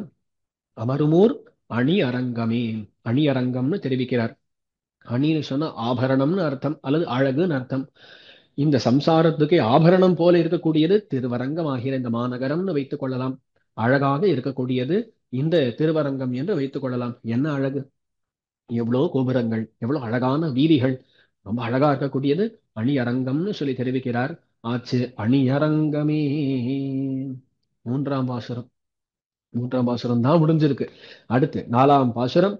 16ஆம் ஆயிரவர் தேவிமார் பணி செய்ய துவரையன்னும் அதில் நாயகராகி வீற்றிருந்த மணவாளர் மண்ணு கோயில் புதுநான் மலர் கமலம் எம்பெருமான் பொன்வயிற்றில் பூவே போல்வான் புதுநாயகம் பாவி திருமாந்து பொன்சாய்க்கும் புனலரங்கமே. இதுல தெரிவிக்கிறார், 16ஆம் ஆயிரவர் தேவிமார் பணி செய்ய துவரையன்னும் அதில் நாயகராகி வீத்திருந்த மணவாளர் மண்ணு கோயில். கண்ணன் இருக்கக்கூடிய இடம் இதுதான் அப்படின்னு சொல்லி தெரிவிக்கிறார். 16ஆம் ஆயிரவர் தேவிமார். கண்ணனுக்கு நிறைய தேவிமார்கள் உண்டு. இந்த நரகாசுரன் பல பேர் ராஜ கன்னிகைகளை எல்லாம் தன்னுடைய ராஜ்யத்திலே சிறை வைத்திருந்தான். இந்த நரகாசுரனை முடித்த பிறகு அவர்களை யார் மனம் புணர்வார்கள் அப்படின்றது தெரியாதபடியால் அவர்களை தானே ஏற்றுக்கொள்கிறான். ஏன்னா ஏதோ ஒரு இடத்துல இருந்தவர்களை சட்டுன்னு யாரும் ஏத்துக்க மாட்டார். ஆகையால் அவர்களுக்கு வாழ்வளிக்கும் விதமாக அவர்களை எல்லாம் எம்பெருமான் தானே மனம் புணர்ந்தான் அப்படின்னு சொல்லி பார்க்கிறோம். ஆகையால் தான் 16,000 பேர், 16ஆம் ஆயிரவர் தேவிமார்னு சொல்லி அவர்கள் இவனுக்கு பத்னிகளாக ஆகிறார்கள். அந்த 16ஆம் ஆயிரவர் தேவிமார், 16,000 பேர் தேவிமார்கள். அவர்கள் பணி செய்ய, அவர்கள் கைங்கரியம் எல்லாம் பண்ணுகிறார்கள். அவ கைங்கரியம் பண்றா. அவ ஒவ்வொருத்தரிடத்திலிருந்தும் கைங்கரியத்தை பெற்றுக்கொள்வதற்காகன்னு சொல்லி இவனும் அவ்வளோ திருமேனிகள் கொண்டு அவர்களிடமிருந்து கைங்கரியங்களை எல்லாம் பெற்றுக்கொள்கிறான். அவ்விதமாக பணி செய்ய துவரையன்னும் அதில், துவரைன்னு சொன்னா துவாரகைன்னு அர்த்தம். துவாரகை என்கிற அந்த இடம், துவரை என்னும் அதில் அப்படின்னு சொன்னா அந்த இடம் அப்படின்னு அர்த்தம். மற்ற இடங்கள் மாதிரி கிடையாது, ரொம்ப விலட்சணமா இருக்கக்கூடியது. அது அப்படின்னு சொல்லுவோம் இல்லையா, அது அவ்வளோ நல்லா இருக்கும் அப்படின்ற எண்ணத்துல அவ்விதமாகத்தான் இந்த இடத்திலும் துவரை என்னும் அதில் நாயகராகி வீத்திருந்த மணவாளர். நாயகராகி வீத்திருந்த, ஒவ்வொருத்தருக்கும் தனித்தனியா நாயகராக இருக்கிறார். ஒவ்வொருத்தரும் நினைக்கிறாங்க, எனக்கு மட்டும் சுவாமி, எனக்கு மட்டும் சுவாமி என்னிடத்திலேயே இருக்கார், எப்ப பார்த்தாலும் என்னுடைய கைங்கரியங்களே கொண்டு கொண்டு இருக்கிறார் அப்படின்னு சொல்லி எல்லாரும் நினைக்கும்படியாக நாயகராகி வீத்திருந்த மணவாளர். வீற்றிருந்த, இருத்தல், வீற்றிருத்தல், இருத்தல்னா இருக்கிறதுன்னு அர்த்தம். வீற்றிருத்தல் அப்படின்னு சொன்னா வாசி தோன்ற இருத்தல்னு அர்த்தம். அவர் தம்முடைய வைலட்சண்யம் எல்லாம் தோன்றும்படியாக இருக்கக்கூடிய மணவாளர். மணவாளர் அவ்வளவு பேர் பெண்களை கல்யாணம் பண்ணின மணவாளர் தானே மாப்பிள்ளையாக இருக்கிறார். அவர் மண்ணு கோயில், அவர் பொருந்தி இருக்கக்கூடிய இடம் எது அப்படின்னு கேட்டா அந்த மணவாளர் மண்ணு கோயில் திருவரங்கம். சரி, இப்போ இங்க மணவாளர் மண்ணு கோயில், அதோ கண்ணன் மணவாளன். இங்க வந்தால் இங்கேயும் அழகிய மணவாள பெருமாள், இவரும் அழகான மணவாளனாக மாப்பிள்ளையாக இருக்கிறார். என்ன சுவாமி மாப்பிள்ளைன்னு சொன்னா கல்யாணம் நடக்கணும் இல்லையா, கல்யாணம் பண்ணிக்கொள்ளக்கூடியவரைத்தான் மாப்பிள்ளை மணவாள பிள்ளைன்னு சொல்லுகிறோம். அப்போ இவர் என்ன பண்ணுகிறார் அப்படின்னு கேட்டா ரொம்ப அழகான வியாக்கியானம் இந்த இடத்துல. 8 இழையாய் 3 சரடாய் இருக்கும் மங்களசூத்திரத்தை தரித்து தமக்கு அனன்யார்கராய் அனன்ய போகராய் இருக்கும் அவர்களோட கலந்து அடிமை கொள்ளுகைக்காக அழகிய மணவாளப் பெருமாளாய் கொண்டு அவதாரம் போலே தீர்த்தம் பிரசாதியாதே நித்தியவாசம் பண்ணுகிற கோயில் என்று அருளி செய்கிறார். அதாவது 8 இழையாய் 3 சரடாயிருக்கும் மங்களசூத்திரம் அப்படின்னு தெரிவிக்கிறார். இது எதுன்னு கேட்டா திருமந்திரத்தை தான் இவ்விதமாக சொல்லுவார்கள். முமுட்சுபடி சூத்திரம் அனைவருக்கும் தெரிஞ்சதுதான். அப்போ 8 இழையாய் 3 சரடாயிருக்கும் மந்திரம் அஷ்டாட்சரம், திருவஷ்டாட்சரம். அந்த திருவஷ்டாட்சரமாகிற மந்திரத்தை தரித்து மங்களசூத்திரத்தை தரித்து கொண்டு அந்த எம்பெருமானுக்கே அடியவர்களாக, எம்பெருமானை தவிர மற்றொரு போகத்தை அறியாதவர்களாக யார் இருக்கிறார்களோ அவர்கள் அந்த மங்களசூத்திரத்தை தரிச்சாச்சு, திருமந்திரத்தை புரிஞ்சுண்டாச்சு அப்படின்னு சொன்னா அவ்வளவுதான், அந்த எம்பெருமானுக்கு ஆட்பட்டவர்கள். அந்த எம்பெருமான் மணவாளன் அவனுக்கு பணி செய்யக்கூடிய பெண்களாகத்தான் நாம் அனைவரும் இருக்கிறோம். அப்படிப்பட்ட நம்முடைய கைங்கரியங்களை எல்லாம் கொள்வதற்காகன்னு சொல்லி இந்த இடத்துல மண்ணு கோயில் பொருந்தி இருக்கக்கூடிய இடம்னு தெரிவிக்கிறார். மண்ணு கோயில்னா பொருந்தி இருக்கக்கூடிய இடம்னு அர்த்தம். அதான் தெரிவிச்சார். தீர்த்தம் பிரசாதியாதே, அவதாரங்களிலே எல்லாம் என்ன ஆகும் அப்படின்னு கேட்டா, கடைசியில ஒரு நாள் கிளம்புறேன்னு சொல்லி கிளம்பி விடுகிறார். ஒரு அந்த தீர்த்தம் பிரசாதித்தல் அப்படின்னு சொன்னா உற்சவம் நடக்கிறது. உற்சவத்தினுடைய கடைசியில எல்லாருக்கும் தீர்த்தம் கொடுத்து ஆச்சுன்னு சொல்லி உற்சவத்தை முடிச்சு விடுறா இல்லையா? அந்த மாதிரி எம்பெருமான் தீர்த்தம் பிரசாதித்து விட்டான்னா இந்த இடத்தை விட்டு தன்னுடைய சோதிக்கு எழுந்தருளி விட்டான்னு சொல்லி அர்த்தம். ஆனால் பெருமாள் அப்படி இங்கிருந்து கிளம்புகிறாரான்னு கேட்டா கிளம்புவதே இல்லை பாருங்க, இங்கேயே இருக்கார். இங்கே தீர்த்தம் பிரசாதியாதே நித்தியவாசம் பண்ணக்கூடிய இடம் அப்படின்னு சொல்லி தெரிவிக்கிறார். அப்போ தீர்த்தம் பிரசாதித்தல் அப்படின்றதே நம்முடைய பெரியோர்கள் எவ்விதமாக தெரிவிப்பார்கள்னா அவதாரத்தை முடித்து கொண்டு எழுந்தருளுதல் அப்படின்ற அர்த்தத்துல தீர்த்தம் பிரசாதித்தல்னு சொல்லுவார். வேடிக்கையா சில சமயங்கள்ல இந்த நமக்கு வந்து பரிபாஷை உண்டு, இப்படி இப்படிதான் கேட்க வேண்டும் அப்படின்னு சொல்லி. ஆனா சட்டுன்னு சொல்லி யாரே ஏதோ ஒரு சுவாமி இடத்துல போய் சுவாமி தீர்த்தம் பிரசாதிக்க வேணும் அப்படின்னு கேட்டுட்டோம்னா அதுக்கு இந்த அர்த்தமும் வந்துடும். அதனால தீர்த்தத்தை அருள வேண்டியது வேற ஏதாவது விதமாக சொல்ல வேண்டும் என்று தீர்த்தம் பிரசாதித்தல் அப்படின்னு சொன்னாலே இந்த அர்த்தம் துவனிக்கும். ஆகையால் ஜாகிரதையா சொல்ல வேண்டியது சரி. அவ்விதமாக இருக்கக்கூடிய எம்பெருமான் அந்த மணவாளர் மண்ணு கோயில் எழுந்தருள் இருக்கக்கூடிய கோயில் எது? திருவரங்கத்தை வர்ணிக்கிறார். புது நான்மலர் கமலம் எம்பெருமான் பொன்வயிற்றில் பூவே போல்வான். இந்த திருவரங்கத்தில் இருக்கக்கூடிய கமல மலர் அது எப்படி இருக்கிறதுனா புதுசா இருக்கு, அப்போதளர்ந்ததாக இருக்கக்கூடிய நான் மலர் கமலம். அதாவது புது நான் அப்போது இருக்கு, நான் அப்படின்னு சொன்னாலும் அதனாலையும் அந்த ஒரு ஃப்ரெஷ்ஷா இருக்குன்னு சொல்றோன்னே அந்த புதுமை மாறாமல் இருக்கிறது. புது நான் மலர் கமலம் நன்னா புதுசா அப்போது அலர்ந்ததாக நான் செவ்வி கொண்டதாக இருக்கக்கூடிய கமல மலர். அந்த கமல மலரானது என்ன நினைக்கிறது? எம்பெருமான் பொன் வயிற்றில் பூவே போல்வான். எம்பெருமானுடைய திருநாபியிலிருந்து ஒரு கமலம் வரும் இல்லையா? திருவரங்கத்தில் இருக்கக்கூடிய ஒவ்வொரு கமல மலரும் அந்த மலராகத்தான் தான் நினைத்துக் கொள்கிறது. எம்பெருமான் பொன் வயிற்றில் எம்பெருமானுடைய ஜெகத் காரணமா இருக்கக்கூடிய சர்வேஸ்வரனுடைய பொன் வயிற்றில், பொன் வயிறுன்னு சொன்னா எல்லாராலும் விரும்பப்படக்கூடியதான வயிறு. அந்த வயிற்றில் பூ, அந்த தாமரை பூ இருக்குமே, அந்த தாமரை பூ போல்வதாக இருந்து கொண்டு புதுநான் மலர் கமலம் எம்பெருமான் பொன் வயிற்றில் பூவே போல்வான். பொதுநாயகம் பாவித்து, பொது நாயகம் பாவித்து. பொது நாயகம் அப்படின்னு சொன்னா பொதுவா அனைவருக்கும் நாயகராக இருக்கக்கூடிய தன்மை அது பொது நாயகம் அப்படின்னு சொல்லப்படுகிறது. இப்ப எல்லாருக்கும் நிர்வாகத்துவம் அப்படின்றது தனக்கு இருப்பதாக பாவித்து கொண்டு வருங்கூட எம்பெருமானுடைய திருவயத்திலேருந்து வரக்கூடிய கமலமலர் இருக்கே, அந்த கமலமலர் என்ன நினைக்கலாம்? என்னிடத்திலிருந்தா பிரம்மா உண்டாரார், பிரம்மா தான் எல்லாரையும் சிருஷ்டிக்கிறார். அப்போ எல்லாருக்கும் நிர்வாககனாக நான் இருக்கிறேன், அந்த நிர்வாகத்துவம் தனக்கு உண்டுன்னு சொல்லி நினைக்கலாம். ஆனா இங்க திருவரங்கத்தில் இருக்கக்கூடிய ஒவ்வொரு மலரும் அந்த மலர் போலவே பொதுநாயகம் பாவிக்கிறதா. நான் தான் எல்லாருக்கும் நிர்வாககன் அப்படின்ற அந்த எண்ணத்தை கொண்டதாக இருமாந்து இருமாப்பு கொள்கிறதாம், கர்வம் கொள்கிறதாம். கர்வம் கொண்டு பொன் சாய்க்கும். பொன் அப்படின்னு சொன்னா அழகுன்னு அர்த்தம். இந்த இடத்துல மற்ற தாமரைகளுக்கு இருக்கக்கூடிய அழகையெல்லாம் தள்ளி விடுகிறது. பொன் சாய்க்கும் புனல் அரங்கமே. அவ்விதமான தாமரைகளை கொண்டதான புனல், புனல்னா ஜலம், அந்த நீரை உடைத்தாக இருக்கக்கூடிய திருவரங்கம்னு தெரிவிக்கிறார். இப்போ திருவரங்கத்தில் இருக்கக்கூடிய ஜலம், காவேரி முதலான தீர்த்தங்கள், அதில் இருக்கக்கூடிய மலர்கள், அந்த மலர்கள் ஒவ்வொன்றும் என்ன நினைக்கிறதுன்னு சொன்னா பொதுநாயகம் பாவித்து இருமாந்து இருக்கிறதாம். நான் தான் சர்வ நிர்வாககன் அப்படின்ற எண்ணத்தோடு மற்ற மலர்கள்ல பார்த்து நீங்களா என்ன அப்படின்னு சொல்லி அவற்றினுடைய அழகை எல்லாம் தள்ளிவிடுகிறதாம். அப்புறம் அவ்வளோ அழகா இங்க இருக்கக்கூடிய மலர்கள் எல்லாம் இருக்கின்றன அப்படிங்கிறதை புரிந்து கொள்ளலாம். கங்காஹம் விஷ்ணுபதி துவமாத்திர முகராம் ஹேமாபகாஹம் துவகம். காவேரியை பத்தி பராசர பட்டர் வர்ணிக்கிறார். பராசர பட்டர் தெரிவிக்கிறார், இந்த காவேரி ஓடும் பொழுது அந்த காவேரி நுரை தள்ளிக்கொண்டு ஓடுகிறதாம். இந்த நுரையை பார்க்கும் பொழுது காவேரி சிரிப்பதாக தோன்றதாம். என்ன சிரிக்கிறான்னா கங்கையை பார்த்து சிரிக்கிறாளாம் காவேரி. கங்கையை பார்த்து சொல்றாளாம், நீ ஒரு முறை எம்பெருமானுடைய திருவடியை தொட்டு வந்து இவ்வளவு பெருமை கொள்கிறாயே, நான் தினப்படி பெருமாளுடைய திருவடி விளக்கக்கூடிய பெருமை பெற்றவளாக இருக்கிறேன்னு சொல்லி சிரிக்கிறாளாம். அந்த வருங்கக்கூடிய கமல மலர்களும் கூட மற்ற கமல மலர்களை பார்த்து சிரித்து தள்ளக்கூடியவர்களாக இருக்கின்றனன்னு கொள்ளலாம்.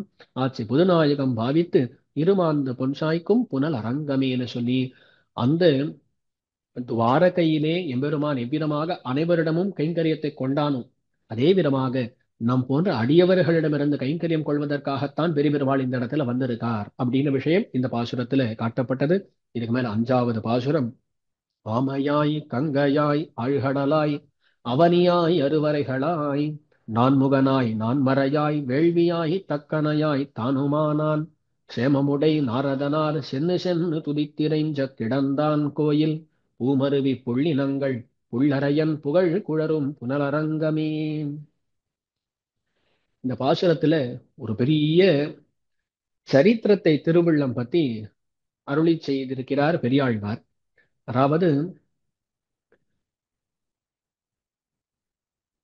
இது ஹரிவம்சத்துல இருக்கக்கூடிய கதை அப்படின்னு சொல்லி சொல்லப்படுகிறது. பெரிய கதை. அது எந்த அளவுக்கு சுருக்கமா சொல்ல முடியுமோ அந்த அளவுக்கு சுருக்கமாக சொல்லுகிறேன்.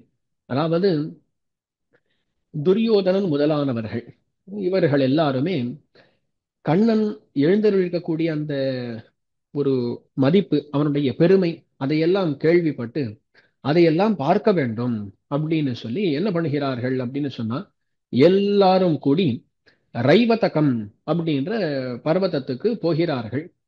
அது துவாரகைக்கு அருகில் இருக்கக்கூடியதான அந்த ரைவதகம் அப்படின்ற பர்வதத்துக்கு செல்கிறார்கள்.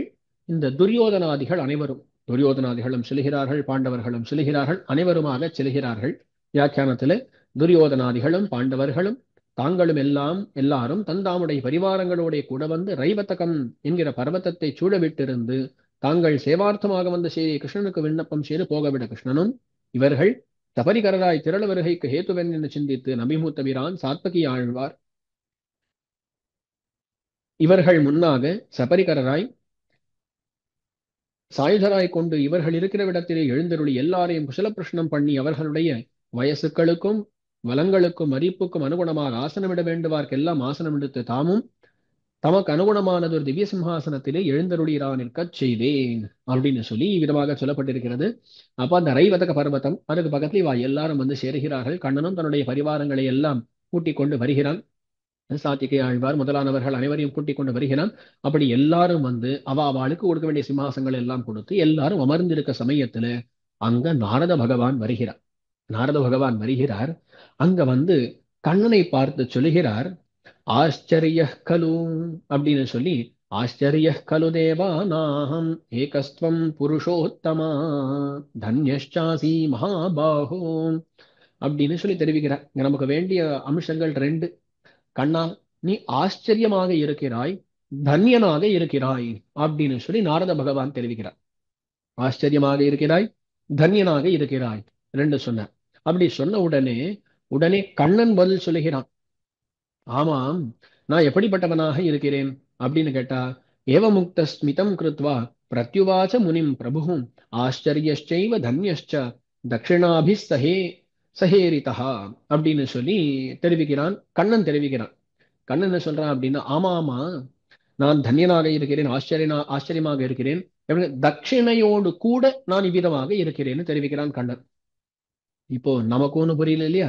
அதே மாதிரிதான் அங்க இருக்க துரியோதனாதிகளுக்கும் ஒண்ணுமே புரியல. இவர் வந்து என்னமோ சொல்ல, நீ ஆச்சரியமா இருக்க, தன்யமாக இருக்கிறேன்னு சொல்லி நாரதர் சொல்லுகிறார். அது மேல கண்ணன் என்ன பண்றான், ஆமா, நான் தன்யனாக இருக்கேன், ஆச்சரியமாக இருக்கிறேன், தட்சிணையோடு கூட நான் அப்படி இருக்கிறேன்னு சொல்றான். இவளுக்கு தட்சிணன்னு புரியல, ஆச்சரியம் என்னன்னு புரியல, தன்யன்னா என்னன்னு புரியல. இவர்கள் எல்லாரும் திக்குமுக்கு ஆடுகிறார்கள், என்னன்னு புரியலையே. உடனே நாரதரை பார்த்து கேட்கிறார்கள், நீர் என்னமோ சொன்னீர், அவர் என்னமோ பதில் சொன்னார், எங்களுக்கு ஒண்ணுமே புரியல, என்னன்னு விளக்க வேண்டும் அப்படின்னு கேட்ட உடனே பெரிய கதையை சொல்லுகிறார். நாரதர் சொல்லுகிறார், ஒரு முறை நான் கங்கை அருகிலே இருந்தேன். அந்த கங்கையிலே ஒரு ஆமையை பார்த்தேன். அந்த ஆமையை பார்த்து சொன்னேன், நீ ரொம்ப தன்யனாக இருக்கிறாய், நீ ரொம்ப ஆச்சரியமாக இருக்கிறாய் அப்படின்னு சொல்லி நான் அதை பார்த்து சொன்னேன் அப்படின்னு சொல்லி நாரதர் தெரிவிக்கிறார். அப்போ அந்த கங்கை கரையில இருந்து கொண்டு அங்க அந்த கங்கையில் இருக்கக்கூடியதான ஒரு ஆமையை பார்த்து, நீ தன்யமாகவும் ஆச்சரியமாகவும் இருக்கிறாய் அப்படின்னு சொல்லி இப்படி சொல்ற. அப்படி சொன்ன உடனே அந்த ஆமையானது சொல்லுகிறது, நீர் இந்த விதமாக என்னை பார்த்து சொல்கிறீரே, தன்யமாக இருக்கிறேன், ஆச்சரியமாக இருக்கிறேன்னு சொல்லி, நான் கிடையாது, எனக்கு இடம் கொடுத்திருக்கக்கூடியதான இந்த கங்கை இருக்கிறதே, இந்த கங்கை தான் ஆச்சரியமானது, தன்யமானது அப்படின்னு சொல்லி தெரிவித்தான். அப்படி தெரிவித்த உடனே இவர் கங்கையை குறித்து அதையே சொல்றார். நாரதர் சொல்லுகிறார், என்ன சொல்றார், நீ தன்யை நில ஆச்சரியம் அப்படின்னு சொல்லி தெரிவிக்கிறார். அந்த கங்கையானது உடனே எழுந்து, நான் என்ன பெரிய ஆச்சரியம் கொண்டவள், நான் என்ன பெரிய தன்யையாக இருக்கக்கூடியவள், அதெல்லாம் ஒன்றும் கிடையாது. உண்மையில் பார்த்தால் யார் அது அப்படின்னு கேட்டா கடல் தான் அப்படிப்பட்டது அப்படின்னு சொல்லி கங்கை சொல்லுகிறாளாம். அதே மாதிரி நடக்கிறது. கடல் சொல்றது, நானா, நான் கிடையாது, இந்த அவனி பூமி தான் ஆச்சரியம் தன்யம் அப்படின்னு சொன்ன. பூமியானவள் நான் கிடையாது. என்னையே தரித்திருக்கக்கூடியது என்னன்னு கேட்டா பர்வதங்கள். இந்த பெரிய பெரிய மலைகள் எல்லாம் இருக்கு. மலைகளுக்கு பூதரங்கள் அப்படின்னு பெயர் உண்டு. மஹீதர, பூதர எல்லாம் சொல்லுவார்கள். அர்த்தம் என்னன்னா பூமியை தரிக்கக்கூடியது, பூமியை ஓரிடத்துல இருக்கும்படியாக செய்யக்கூடிய பர்வதங்கள். ஆகையால் பர்வதங்கள் தான் அப்படிப்பட்டதுன்னு சொன்ன உடனே அந்த பர்வதங்கள் எல்லாம் சொல்லுகின்றன. பர்வதம் சொல்றது, நான் கிடையாது, எங்களை எல்லாம் படைத்தவரான அந்த நான்முக கடவுள் இருக்கிறாரே அவர்தான் தன்யன் ஆச்சரியம்னு சொன்ன உடனே அவர் பிரம்மாவிடத்துல இது என்னன்னு சொன்னா வரிசையாடி ரொம்ப வேகமா சொல்லிட்டு வரேன். நாரதர் ஒவ்வொரு இடத்திலும் சொல்லுகிறார், நீதானே நீதானேன்னு சொல்ல, நான் கிடையாது நான் கிடையாதுன்னு ஒருத்தர் சொல்லிட்டு வந்துட்டு இருக்கா.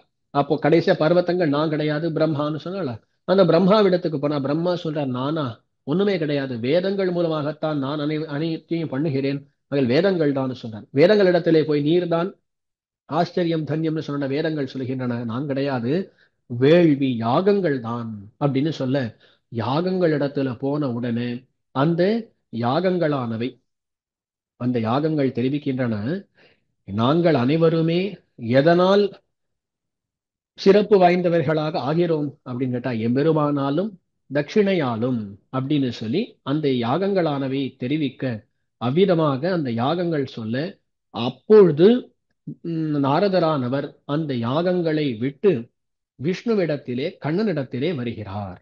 அப்போ இவ்விதமாக அந்த, ஆமா,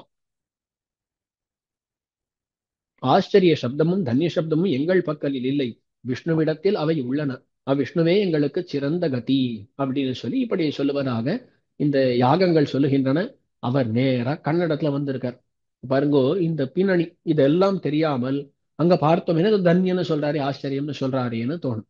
அப்படி இல்லாமல் இதை முழுக்க பார்த்தால் ஒவ்வொருத்தருக்கும் அவாவா தன்யமாக இருப்பதற்கும் ஆச்சரியமா இருப்பதற்கும் காரணம் என்ன, காரணம் என்ன, காரணம் என்னன்னு அப்படியே பார்த்து கொண்டே போனால் கடைசியில மூல காரணமாக இருப்பது யாருன்னு கேட்டா எம்பெருமான் தான்.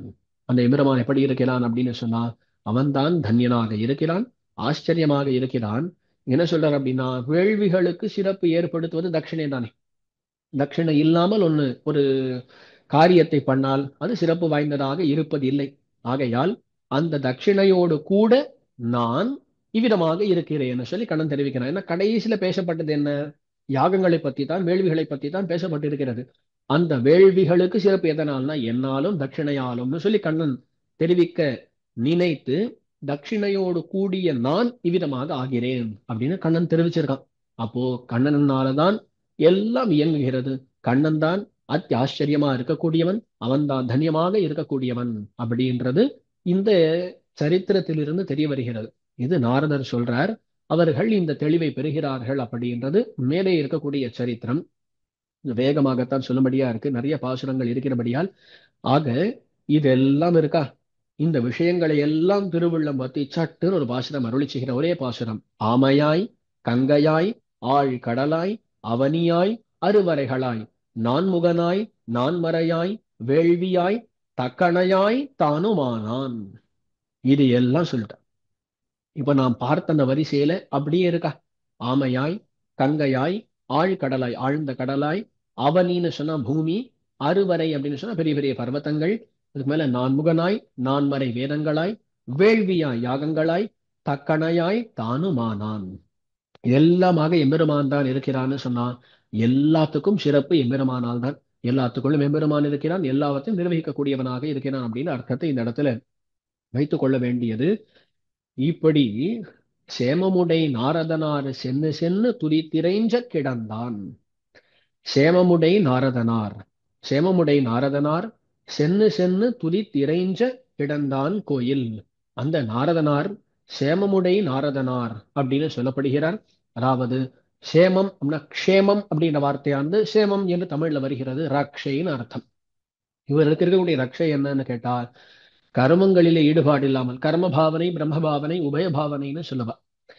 இந்த கர்ம பாவனை சில பேருக்கு இருக்கும், பிரம்ம பாவனை மட்டும் சில பேருக்கு இருக்கும், ரெண்டும் கலந்ததாக சில பேருக்கு இருக்கும். நாரதருக்கு பிரம்ம பாவனை மட்டுமே. எப்பொழுதுமே பிரம்மமாகிய எம்பெருமானே சிந்தித்துக் கொண்டிருக்கக்கூடிய நாரதர் ஆகையால் சேமமுடை நாரதனார் சொல்லப்படுகிறார். அவ்விதமாக சேமமுடை நாரதனார் சென்னு சென்னு துதித்து இறைஞ்ச. சென்று சென்று துதித்து இறைஞ்சன்னு சொன்னா, சென்று சென்று எவ்வளவு இடங்களுக்கு சென்றார்? ஆமை, கங்கை, ஆழ்கடல்னு சொல்லி ஒவ்வொரு இடத்துக்கா சென்று இருக்கிறாரா? அப்போ ஒவ்வொரு இடத்துக்கும் சென்று சென்று துதித்திருக்கிறார். கடைசியில் அவர் எல்லாத்தையும் துதித்தது எங்க போய் முடிஞ்சதுன்னு கேட்ட எம்பெருமானிடத்துல தானே முடிஞ்சது. அப்போ அவர் சென்று சென்று துதித்து இறைஞ்ச. அவர் இறைஞ்ச, அவர் வணங்க கிடந்தான் கோயில். கிடந்தான் கோயில், கிடந்தான் யார்? பெரிய பெருமாள் அப்படின்னு சொல்லி இந்த இடத்துல புரிந்து கொள்ள வேண்டும். கிடந்தான் கோயில், இந்த ரெண்டு விதமா சொல்றது உண்டு. சென்னு சென்னு துதித்திரைஞ்சன், அந்தந்த இடத்துக்கு சென்னு சென்னு துதித்திரைஞ்சன்னு வச்சுக்கலாம். அதான் அந்த கதை முடிஞ்செடுத்து. சேவமுடை நாரதனார் அவ்விதமாக பண்ணி அந்த நாரதனார் அவர் என்ன பண்ணியிருக்கிறார்னு கேட்டா, சென்னு சென்னு துதித்திரைஞ்ச கிடந்தான். அவர் பலமுறை திருவரங்கத்துக்கு வந்திருக்கிறார் அப்படின்றதை சென்று சென்று அப்படின்னு சொல்லி அருளி செய்கிறார். சென்று சென்று துதித்திரைஞ்ச கிடந்தான் கோயில். அப்படிப்பட்ட எம்பெருமான் அவன் என்னமாவா இருக்கான்? ஆரம்பத்திலேன்னு பார்த்தோம் இல்லையா? அதாவது ஆமையாய்ன்னு ஆரம்பிச்சு வேள்வியாய் தக்கனையாய் தானுமானான் சேமமுடை நாரதனார் சென்னு சென்னு துதித்திரைஞ்ச கிடந்தான். அது எல்லாமாக இருந்து கொண்டு நாரதனார் துதித்திரைஞ்ச கிடந்தானாக இருந்து கொண்டு அப்படி இருக்கக்கூடிய எம்பெருமானுடைய கோயில் தெரிவிக்கிறார். பூமருவி புள்ளினங்கள் உள்ளறையன் புகழ் குழரும் புனல் அரங்கமே அப்படின்னு சொல்லி தெரிவிக்கிறார். அதாவது பூமருவி புள்ளினங்கள். புள்ளினங்கள் அப்படின்னு சொன்னா புள்ளினங்கள் பறவையினுடைய கூட்டங்கள். பூமருவி அப்படின்னு சொன்னா பூக்களிலே பொருந்தி இருக்கின்றன பட்சிகள். இங்கதான் நிறைய பூக்கள் இருக்கின்றன, மலர்கள் எல்லாம் இருக்கின்றன. அந்த மலர்கள் இருக்கக்கூடிய சிறப்புனால் அதை விடாமல் எப்பொழுதும் அந்த இடத்துல பொருந்தி இருக்கக்கூடிய பறவைகள் பூமருவி புள்ளினங்கள். புள்ளரையன் புகழ் குழரும், அவைகள் எல்லாம் என்ன பண்ணுகின்றனன்னு கேட்டா புள்ளரையன் புகழ் குழரும். அதாவது அந்தந்த விலங்குக்கு என்ன எண்ணம் அப்படின்னு சொன்னா அவரவர்களுடைய ஜாதியில் இருக்கக்கூடிய தலைவரை பத்தி புகழ வேண்டும் அப்படின்னு எண்ணம் உண்டு. அவரவர்கள் பார்த்தோமேயானால் ஒரு இடத்துல பெரியாழ்வார் தெரிவிக்கிறார். கோவர்த்தனம் என்னும் கொத்தக்குடை கோவர்தனத்தை பத்தி வர்ணிக்கும் பொழுது அங்க அனுமன் புகழ் பாடி தம் குட்டங்களை அப்படின்னு சொல்லி தெரிவிக்கிறார். அனுமானுடைய புகழை பாடுகின்றன அங்க இருக்கக்கூடிய குரங்கு முதலானவைகள் அப்படின்னு சொல்லி அங்க பார்க்கிறோம். அதே விதமாக இந்த இடத்துல புள்ளினங்கள் பறவை இனங்கள் ஆகையால் அவைகள் எல்லாம் யாருடைய புகழை பாடிக்கொண்டு இருக்கின்றனன்னு கேட்டா கருத்மான் பெரிய திருவடி நாயனாருடைய புகழை பாடக்கூடியவைகளாக இங்கு இருக்கக்கூடிய புள்ளினங்கள் பறவை இனங்கள் எல்லாம் இருக்கின்றன அப்படின்னு சொல்லி இவ்விதமாக தெரிவிக்கிறார். அப்போ பூமருவி புள்ளினங்கள் புள்ளரையன் புகழ் குழரும் புனலரங்கமே. சரி, அப்போ அனுமன் புகழ் பாடி தம் குட்டங்களை குடங்கை கொண்டு மந்திகள் கண் வளர்த்தும். அங்க இருக்கக்கூடிய குரங்குகள் எல்லாம் அனுமானுடைய புகழ் பாடி தம்முடைய குட்டிகளை எல்லாம் கண் வளர்த்துகின்றன, தூங்கச் செய்கின்றனவா. அதே போல இந்த இடத்துல புள்ளரையன் புகழ் குழரும்.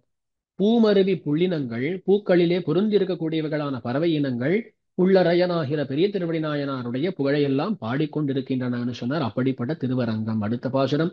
மைத்துனன்மார் காதலியை மயிர் முடிப்பித் தவறுகளையே மன்னராக்கி உத்தரதன் சிறுவனையும் உய்யக் கொண்ட உயிராள நுரையும் கோயில் பத்தர்களும் பகவர்களும் பழமொழிவாய் முனிவர்களும் பரந்த நாடும் சித்தர்களும் தொழுதிரைஞ்ச திசவிளக்காய் நிற்கின்ற திருவரங்கமே. இந்த சரித்திரம் எல்லாம் முன் பதிகத்திலே முன் திருமொழியிலும் கூட வந்திருக்கிறது. ஆகையால் அடியன் அதை பெருசா விவரித்து சொல்லவில்லை, சுருக்கமா சொல்லுறேன். மைத்துனன்மார் காதலியை மயிர் முடிப்பித்து. மைத்துனன்மார் அப்படின்னு சொன்னா உறவினர்களாக இருக்கக்கூடிய பாண்டவர்கள். அந்த பாண்டவர்கள் அவர்தான் மைத்துனன்மார்னு சொல்லப்படுகிறார்கள். அந்த மைத்துனன்மாருடைய காதலி யாரு? திரௌபதி. அவளை மயிர் முடிப்பித்து. இந்த கண்ணன் பாரத யுத்தத்தை நடத்தினான், தூது சென்றான், இந்த மாதிரி காரியங்கள் எல்லாம் பண்ணானே எதுக்காகன்னு கேட்டா இந்த திரௌபதியினுடைய குழலை முடிக்க வேண்டும் என்பதற்காகத்தான். அவளோ பிரதிஜை பண்ணி இருந்தாள், நான் என்னை கேசத்திலே பற்றி கொண்டு துஷாசன் இழுத்து கொண்டு வந்தான். அவனுக்கு துணையாக நின்றார்கள் அவ்வளவு பேர். அவர்களுக்கு சரியான நீதி கிடைக்கும் தனையும் அவர்களுக்கு தண்டனை கிடைக்கும் தனையும் நான் இந்த குழலை முடிக்க மாட்டேன் என்று இருந்தாள் திரௌபதி. ஆகையால் அவளுடைய குழலை முடிக்க வேண்டும் என்பதிலே நோக்காக இருந்து கொண்டு கண்ணன் நடத்த வேண்டியதெல்லாம் நடத்தினான்.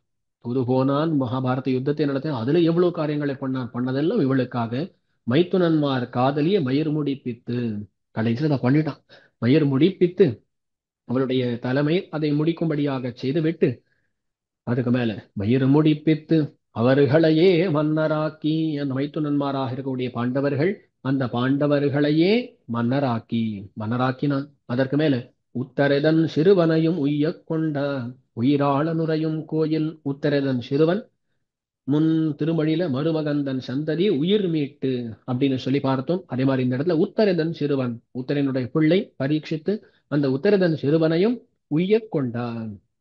அவன் கருப்பாக கரிக்கட்டையாக பிறக்க அந்த சமயத்துல தான் பிரதிஜை எல்லாம் பண்ணி அவனை திரும்பி உயிர் பிழைக்கும்படியாக செய்தான்னு சொல்லி பார்த்திருக்கிறோம் சரித்திரத்தை. உத்தரதன் சிறுவனை உய்யக் கொண்டான். உய்யக் கொண்ட உயிராளன் உறையும் கோயில். அவ்விதமான உயிர் ஆளன் அப்படின்னு தெரிவிக்கிறார். உயிர்கள்னு சொன்ன ஆத்மாக்கள்னு அர்த்தம். அனைத்து ஆத்மாக்களையும் ஆளக்கூடியவனான எம்பெருமான் உயிராளன் என்று சொல்லப்படுகிறான். உயிராளன் உறையும் கோயில், அந்த எம்பெருமான் உறையும்படியான கோயில், நித்தியவாசம் பண்ணக்கூடிய இடம். மைத்துனன்மார் காதலியை மயிர் முடிப்பித் அவர்களையே மன்னராக்கி உத்தரதன் சிறுவனை முய்யக் கொண்ட உயிராளன் உறையும் கோயில். அது என்னதுன்னு கேட்டா திருவரங்கத்தை வர்ணிக்கிறார். பத்தர்களும் பகவர்களும் பழமொழிவாய் முனிவர்களும் பரந்த நாடும் சித்தர்களும் தொழுதிரைஞ்ச. யாரெல்லாம் தொழுதிரைஞ்சுகிறார்கள் திருவரங்கத்தேன்னு கேட்டா பத்தர்களும் பக்தர்களா. மாலையுத்திடும் தொண்டர் வாழ்வுக்கு மாலையுத்ததன் நெஞ்சமேன்னு சொல்லி குலசேகர பெருமாள் தெரிவிக்கிறார். மாலையுத்தெழுந்தாடிப்பாடி திரிந்தரங்க நெம்மானுக்கே. எம்பெருமானிடத்தில் அவ்வளோ பக்தி கொண்டவர்களாக ஆடி பாடி திரிந்து கொண்டிருக்கிறார்கள். அப்படிப்பட்ட பக்தர்கள் திருவரங்கத்தில் நிறைய பேர் உண்டுன்னு சொல்லி குலசேகர பெருமான் அனுபவம். அபிரமான பக்தர்கள் என்ன, பகவர்கள்னு சொன்ன சன்னியாசிகள்னு அர்த்தம். திருமிழிசைப்பிரான் தெரிவிக்கிறார். சித்தையித்து முத்தல் மூங்கில் முன்னு தண்டருன்னினர். திதண்டம் கொண்ட சன்னியாசிகள் பல பேர் இருக்கிறார்களாம் இந்த திருவரங்கத்திலே. அவிரமான பகவர்கள் என்ன, பழமொழிவாய் முனிவர்களும். பழமொழி பழசா இருக்கக்கூடியது. எவ்வளவு பழசுன்னு கேட்டா ஒரு நாளும் உண்டாகாததான பழமொழி வேதம். அந்த வேதத்தை எப்பொழுதும் ஓதிக்கொண்டிருக்கக்கூடிய வாக்கிலே கொண்டவர்களான முனிவர்கள் ரிஷிகள் அவள இங்க மலிந்து கிடக்கிறார்களாம். பழமொழிவாய் முனிவர்களும் பரந்த நாடும். பரந்த நாடு, முழு நாடும். எவ்வளவு பேர் வரா, எந்தெந்த இடங்கள்ல என்ன வரா, திருவரங்கத்தை சேவிக்க வேண்டும், பெரியபெருமாளை சேவிக்க வேண்டும் என்பதற்காக பரந்த நாடும். சித்தர்களும், நம்மள சித்தர்கள். சித்தர்கள்னு சொன்னா இந்த இடத்துல வியாக்கியானம் தே சாத்தியா சந்தி தேவாகா அப்படின்னு சொல்லி அந்த நித்திய சூரிகளை சாத்தியர்கள்னு சொல்றது உண்டு. நித்திய சித்தர்கள் அப்படின்னு சொல்லி இந்த இடத்துல சித்தர்கள்னு தெரிவிக்கிறார். சாத்தியர்கள் அப்படின்னு சொன்னா நம்மால் அடையப்பட வேண்டியவர்கள் நித்திய சூரிகள். அங்க போய் அவர்களை நாம் அடைய வேண்டும் இல்லையா, அவர்கள் பிராபியமாக இருக்கிறார்கள். இந்த இடத்துல சித்தர்கள் அப்படின்னு சொன்னா அங்க நித்திய விபூதியிலே எப்பொழுதும் இருக்கக்கூடியவர்களான நித்திய முக்தர்கள், நித்தியர்கள் முக்தர்கள். அதாவது அவர்கள் நித்திய சித்தி பெற்றிருக்கக்கூடியவர்கள் நித்தியர்கள். ஒரு நாள் சித்தி பெற்று அங்கே போய் கைங்கரியம் பண்ணக்கூடியவர்கள் முக்தர்கள். அப்படிப்பட்டவர்கள் எல்லாருமே சித்தர்கள்னு சொல்லப்படுகிறார்கள். அப்படிப்பட்ட சித்தர்கள் நித்தியர்களும் முக்தர்களும் அவளும் இங்க வருகிறார்களாம். அகிருத்த சகஜதாசியா சூரிய சிரஸ்தபந்தாக விமல சரமதேகா இத்தியமீ ரங்கதாமா அப்படின்னு சொல்லி பராசர பட்டர் கூறுகிறார்.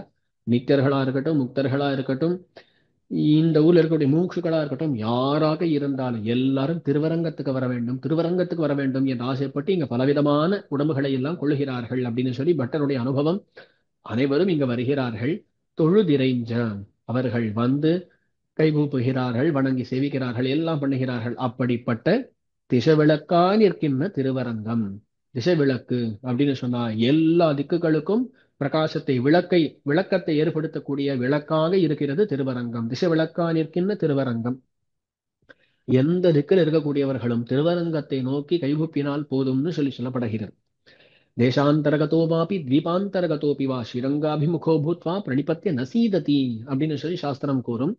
எந்த இடத்துல வேணாலும் இருக்கலாம், வேற தேசத்துல இருக்கலாம், வேற ஒரு தீபத்துல தீவுல இருக்கலாம். எங்க இருந்தாலும் நமக்கு வடக்குல திருவரங்கம் இருக்கு அல்லது நமக்கு கிழக்குல திருவரங்கம் இருக்குன்னு தெரிஞ்சா அந்த திக்கை நோக்கி திருவரங்கம்னு நினைச்சு அதை நோக்கி ஒரு அடி, அதை நோக்கி நின்றாலே போதும். ஸ்ரீரங்காபிமுகோ பூத்வா பிரணிபத்திய நசீததி, அந்த திருவரங்கத்தை நோக்கி நிற்க வேண்டும். ஒரு கைகூப்புதல், ஒரு பிரணாமத்தை பண்ண வேண்டும், பண்ணினால் போதும். ஒரு பிரணாமத்தை, கைகூப்புதல், விழுந்து சேவித்தல், பிரணிபத்திய பிரணிபாதம், நான் விழுந்து சேவித்தல், அதை பண்ணினால் போதும். இவ்விதமான துன்பத்துக்கும் ஆளாக மாட்டான்னு சொல்லி சாஸ்திரம் கூறும். அப்ப எல்லா திக்குகள் இருக்கக்கூடியவர்களுக்கும் நன்மை ஏற்படுத்தக்கூடியதாக இருக்கா திசை விளக்கா நிற்கின்ற திருவரங்கம் அப்படின்னு சொல்லி ஆழ்வார் அனுபவிக்கிறார். ஆச்சு. அடுத்த பாசுரம். குரட்பிரமசாரியாய் மாவலியை குறும்பதத்தி அரசு வாங்கி இறைப்பொழுதில் பாதாளம் கலவிருக்கை கொடுத்துகந்த வெம்மான் கோயில் எரிப்புடைய மணிவரமேல் இளஞாயிறு எழுந்தாற்போல் அரவணையின் வாய் சிறப்புடைய பணங்கள் மிசை செழுமணிகள் விட்டெரிக்கும் திருவரங்கமே தெரிவிக்கிறார். வாமனாவதாரம் பண்ணின அந்த எம்பெருமான் தான் இந்த இடத்துல திருவரங்கத்துல வந்து பள்ளி கொண்டிருக்கிறான் அப்படின்றத தெரிவிக்கிறார். குரட் பிரமசாரியாய், குரளன் குள்ளமா இருக்கக்கூடியவன், குள்ளமா இருக்கக்கூடிய பிரம்மச்சாரியாக எம்பெருமான் வருகிறான். பிரம்மச்சாரி வந்து கேட்டால்தான் அதுக்கு ஒரு அதுக்கு ஒரு பெருமை உண்டு. பிரம்மச்சாரி கேட்கிறான், பிரம்மச்சாரி கண்டிப்பா கொடுக்க வேண்டும் அப்படின்னு ஒரு எண்ணம் அந்த காலத்துல தார்மிகர்களா இருக்கக்கூடியவர்களுக்கு உண்டு. ஆகையால் பிரம்மச்சாரி வேஷத்தை கொண்டு அதுலேயும் குள்ளமா இருக்கக்கூடியவனை பார்த்தாலே இறக்கம் ஏற்படும் இல்லையா? ஆகையால் சின்ன வேஷத்தை கொண்டு எம்பெருமான் வந்தானாம். குரல் பிரமசாரியாய் மாவலியை குறும்பு அதக்கி. அப்படி வந்தானா, வந்தவன் என்ன பண்ணான்னு கேட்டா மாவலியை குறும்பு அதக்கி, அந்த மாவலியினுடைய குறும்பு அதக்கி. அவன் என்ன பண்ணி இருந்தான் அப்படின்னு சொன்னா குறும்பு பண்ணி இருந்தான். என்ன குறும்பு? தன்னுடைய அது அல்லாததான இடங்களை எல்லாம் தான் பற்றி கொண்டிருந்தான். எம்பெருமான் உலகத்தை எல்லாம் அளந்து அதையெல்லாம் மீட்டு கொடுத்தான் இல்லையா? அவன் பண்ணின குறும்பை இவன் அழித்து விட்டான், அதை முடித்து விட்டான். குறும்பு அப்படின்னு சொன்னா அவன் பண்ணின அந்த செயலை குறும்புன்னு சொல்லலாம், அதை முடித்து விட்டான்னு கொள்ளலாம். அதாவது அவனுக்கு இருக்கக்கூடிய செருக்கு, அந்த செருக்கை முடித்து விட்டான். குறும்பு அதக்கி தெரிவிக்கிறார். குரட் பிரமசாரியாய் மாவலியை குறும்பு அதக்கி அரசு வாங்கி, அவனுடைய செருக்கை அடக்கினானா, அடக்கி அரசு வாங்கி, அவனிடத்தில் இருந்த அந்த ராஜ்யம் 3 லோகங்களையும் அவன் பெற்றிருந்தான், அதையெல்லாம் அவனிடமிருந்து வாங்கிவிட்டான் எம்பெருமான். நடந்த செயல் எல்லாருக்கும் தெரியும், ஆகையால் அதை விவரிக்கலடியில் அரசு வாங்கி இறைப்பொழுதில் பாதாளம் கலவிருக்கை கொடுத்துகந்த வெம்மான் கோயில். இறைப்பொழுதில், ஒரு நொடி பொழுதுல, இறைப்பொழுதில் சின்ன நொடியில சட்டுன்னு வளர்ந்தான். ஒரு காலால பூமியெல்லாம் வளர்ந்தான், மற்றொரு காலால மேலுலகங்களை எல்லாம் வளர்ந்தான். 3வது அடி எங்க வைக்கிறதுன்னு கேட்கறான். அது மேல மாவலியை இறைப்பொழுதிலே பாதாளம் கலவிருக்கை கொடுத்தான். பாதாளம் பாதாள லோகத்துக்கு தள்ளிவிட்டான் மாவலியை. பாதாள லோகத்திலே கலவிருக்கை கொடுத்து அங்க போனாலும் அவன் கஷ்டப்படாதபடி கலவிருக்கை கொடுத்தான். அதாவது ஒரு இடத்துல நல்லா சந்தோஷமா இருக்கக்கூடிய இடமாக இருந்தால் அந்த கலவிருக்கைன்னு சொல்லலாம். அவ்விதமாக கலவிருக்கை கொடுத்தான் எம்பெருமான். கலவிருக்கை எந்த இடத்துல நெஞ்சு கலந்து இருக்குமோ அந்த இடம் கலவிருக்கை அப்படின்னு சொல்லி வியாக்கியானத்துல சொல்லப்படுகிறது. ஆக எந்த இடத்துல வருத்தம் இல்லாமல் நெஞ்சு சேர்ந்து இருக்குமோ அவ்விதமாக இடம்தான் கொடுத்திருக்கிறான். ஏன்னு சொன்னா என்ன இருந்தாலும், அவன் இவ்வளவு தப்புகள் பண்ணியிருந்தாலும் வள்ளன்மை அப்படின்னு ஒரு குணம் இருக்கிறது. பகவான் ஒரு குணம் இருந்தாலும் அவனை முடிக்கிறதே கிடையாது. மத்த அசுரர்களை ராட்சசர்களை முடித்தானேன்னா அந்த இடத்துல ஒரு குணமாவது கிடைக்குமான்னு பார்த்துத்தான் முடிக்கிறான். இந்த இடத்துல ஒரு குணம் இருந்துடுத்தா, ஆகையால் இவனை முடிக்கல, பாதாளத்துக்கு அனுப்பினாலும் கூட அங்கேயும் சந்தோஷமா இருக்கும்படியாகத்தான் செய்கிறான். பாதாளம் கலவிருக்கை கொடுத்துகந்த வெம்மான், அப்படி கொடுத்துகந்த கொடுத்தான். அதுபோல உகந்து இருக்கிறான். என்ன உகப்புன்னு கேட்டா, ஆஹா என்னுடைய அடியவன் இந்திரன், அவன் வந்து பிரார்த்தித்தனால்தான் இதெல்லாம் பண்ணியிருக்கேன், அவனுக்கு நாம் காரியம் செய்ய பெற்றோமேன்னு சொல்லி உகந்து இருக்கிறான். உகந்த வெம்மான், அப்படி அடியவர்களுக்கு காரியம் எல்லாம் பண்ணக்கூடியவன் என்பதனை நினைத்து இவர் தெரிவிக்கிறார். எம்மான், என்னுடைய சுவாமியா இருக்கக்கூடியவன் அப்படின்னு சொல்லி தெரிவிக்கிறார். எம்மான் கோயில், அந்த எம்பெருமான் எழுந்தருளி இருக்கக்கூடிய கோயில். அவன் இருக்கக்கூடிய கோயில் எதுன்னு கேட்டான். உடனே எரிப்புடைய மணிவரமேல் இளஞாயிறு எழுந்தார் போல் அரவணையின் வாய் சிறப்புடைய பணங்கள் மிசை செழுமணிகள் விட்டெரிக்கும் திருவரங்கமே. ஒரு திருஷ்டாந்தம் அருளி செய்கிறார். எரிப்புடைய மணிவரை மேல், அதாவது எரிப்புடைய மணிவரை, மணியாலேயே நீல ரத்னம், கருப்பா இருக்கக்கூடிய ரத்னம், நீல ரத்னம். நீலம் அப்படின்ற வார்த்தைய நாம் இப்ப சொல்லக்கூடிய நீலம், ப்ளூ அப்படின்ற வார்த்தை அதுக்கும் சொல்லுவா. கருப்பையும் நீலம் தான் சொல்லுவா. அதனால நீல ரத்னம், நீல ரத்ன பர்வதம். அது எப்படி இருக்குங்க, எரிப்புடைய நன்னா விளங்கக்கூடியதா இருக்கான். அப்படிப்பட்ட மணி வரமேல், ரத்ன பர்வதத்தின் மேலே இளஞாயிறு எழுந்தார் போல். இளஞாயிறு பாலசூரியன், பாலசூரியன் ஞாயிறு சூரியன், இளஞாயிறு பாலசூரியன். பாலசூரியன் உதித்தா போலே அரவணையின் வாய் சிறப்புடைய பணங்கள் மிசை செழுமணிகள் விட்டு எரிக்கும். அரவணையின் வாய் அப்படின்னு சொன்னா, அரவணை, அரவு பாம்பு, அரவணை பாம்பாகிற அணை திருவனந்தாழ்வான். அரவணையின் வாய் அப்படின்னு சொன்னா அவன் மேலே அர்த்தம். அவனிடத்திலே சிறப்புடைய பணங்கள் மிசை, திருவனந்தாழ்வான் இடத்துல இருக்கக்கூடிய சிறப்புடைய பணங்கள், அழகான பணங்கள், அந்த சிறப்புடைய பணங்கள், அதுக்கு மிசை அப்படின்னு சொன்னா அதுக்கு மேல பணங்கள் மிசை, செழுமணிகள், நல்லா செழிப்பா அழகா இருக்கக்கூடிய மணிகள் விட்டு எரிக்கும், நன்கு பிரகாசித்துக் கொண்டு இருக்கின்றனவா. பாருங்க, அப்படி கண்ண முடிக்க வேண்டியது, பெரிய பெருமாள் எழுந்தருளிக்கக்கூடிய இருப்பை நினைக்க வேண்டியது. பெரிய பெருமாள் பள்ளி கொண்டிருக்கிறார் ஆதிசேஷனாகிற படுக்கையில. இந்த ஆதிசேஷன் திருவனந்தாழ்வான், அவருக்கு 5 பணங்கள் அழகாக இருக்கின்றன. அந்த பணங்கள் அந்த பணங்கள் ரொம்ப அழகாக இருக்கும் பொழுது அந்த பணங்கள் மேல பார்த்தோமே ஆனால் ரத்னங்கள் எல்லாம் இருக்கின்றனவாம். அவைகளும் ஒளிவிடக்கூடியவைகளாக இருக்கின்றன. யோசிச்சுக்க வேண்டியது பாருங்க, இருக்கா? இப்போ இதுக்குத்தான் திருஷ்டாந்தத்தை சொல்லி இருக்கிறார். எரிப்புடைய மணிவரமேல் இளநாயிறு எழுந்தார் போல். மலைகள், அந்த மலைகள் மேல ஒரு பாலசூரியன் இருப்பது போல, ஒரு மலை மேல பாலசூரியன் இருப்பது போல பணங்கள் மேல இந்த ரத்னங்களானவை இருக்கின்றன. பொதுவா நல்ல ஜாதி பாம்புகளுடைய பணங்கள் மேல இந்த ரத்னங்கள் இருப்பதாக சொல்லுவதுண்டு. ஆதிசேஷனுடைய பணங்கள் மேல ரத்னங்கள் அப்படி ஜொலிக்கக்கூடியவைகளாக இருக்கின்றன தெரிவிக்கிறார். இப்ப இங்க சில கேள்விகள் வேண்டாம், ஒரு கேள்வி முக்கியமா. சுவாமி திருஷ்டாந்தத்துல சொல்லும் பொழுது நீல பர்வதம்னு பார்த்தோம். நீல பர்வதத்தின் மேல ஒரு பாலசூரியனை போலே திருவனந்தாழ்வான் மேல ரத்னம். திருவனந்தாழ்வானுடைய நிறம் வெள்ள நிறம் தானே. அதனால் தானே எம்பெருமானார் வெளுப்பாக இருந்தான்னு சொல்றோம், மணவாள மாமனிகள் வெளுப்புன்னு சொல்றோம். இளையபெருமாளோ பலராமனோ நம்பிமூத்த பிரானோ இவா எல்லாருமே வெளுப்பு தானே, ஆதிசேஷன் வெளுப்பு தானே. அப்போ நீல பர்வதத்தை போய் அவருக்கு திருஷ்டாந்தமா சொல்லலாமா? தெரிவிக்கிறார்கள், பொதுவா ஆதிசேஷன் வெளுப்பு நிறம்தான். ஆனா இங்க பெரிய பெருமாள் பள்ளி கொண்டு இருக்கிறாரா, பெரிய பெருமாளுடைய சம்பந்தத்தினால என்ன ஆகிறது அப்படின்னு கேட்டா அவருடைய ஒளியானது அப்படி வீசுறதாம். அப்போ ஆதிசேஷனே இவருடைய ஒளியினால கருப்பா தோன்றாராம். அதனால இங்க ஆதிசேஷனுடைய நிறம் எப்படி இருக்குன்னு கேட்டா கருப்பு நிறம்னு கொள்ள வேண்டியது அப்படின்னு தெரிவிக்கிறார். அல்லது பொதுவா நம்ம பெரிய பெருமாள் முழுக்க ஆதிசேஷனை சேர்த்து பார்த்தாலும் எல்லாரும் அந்த கருநிறம் கொண்டுதானே இருக்கிறார்கள் அப்படின்னு சொல்லி அபிரமாகவும் அனுபவிக்கலாம். நம்ம அழகாக அபிப்பணிபதி பாவாத் சுப்ரமந்தஸ்யாலோர் மரகத சுகுமாரை ரங்கபர்த்துர்மயூகைஹி சகல ஜலதிபானஷ்யாம ஜீமூத ஜைத்ரம் புலகயதி விமானம் பாவனம் லோச்சனேனஹ. அவரு ஸ்ரீரங்க விமானம் எப்படி இருக்குன்னு சொல்லி பராசரப்பட்டர் அனுபவிக்கிறார், தெரிவிக்கிறார். ஆதிசேஷனேதான் ஸ்ரீரங்க விமானமாக வந்திருக்கிறபடியால் வெளுப்பாகவும் தோன்றதாம். பெரிய பெருமாளுடைய அந்த ஒளி பட்டு இருக்கிறதுனால கருப்பாகவும் தோன்றுகிறதுன்னு தெரிவிக்கிறார். அவ்விதமாக இந்த இடத்துல பலவிதமான அனுபவங்களை கொள்ளலாம். எரிப்புடைய மணி வரமேல் இளநாயிறு எழுந்தாற் போல் அரவணையின் வாய் சிறப்புடைய பணங்கள் மிசை செழுமணிகள் விட்டெரிக்கும் திருவரங்கம், அவ்விதமான திருவரங்கம்னு சொல்லி அனுபவிக்கிறார். அடுத்த பாசுரம், உரம்பத்தி இரணியனை உகிர்நுதியால் ஒள்ளியமார் உரைக்கவூன்னி சிரம்பத்தி முடியிடிய கண்விருங்க வாயலறத் தெழித்தான் கோயில் உரம்பெத்த மலர்கமல முலகளந்த சேவடி போல் உயர்ந்து காட்ட வரம்புத்த கதிர்ச்சென்னல் தாழ் சாய்த்து தலைவணக்கும் தன்னரங்கமே. இதுல நிசிம்மப் பெருமான் பெரிய பெருமாளாக வந்திருக்கிறான் அப்படின்றதை தெரிவிக்கிறார். உரம் பற்றி இரணியனை உயிர்நுதியால் ஒள்ளிய மார்பு உரைக்க ஊன்னி. நரசிம்ஹாவதாரத்தில் எம்பெருமான் பண்ணின செயல்களை பற்றி சொல்கிறார்.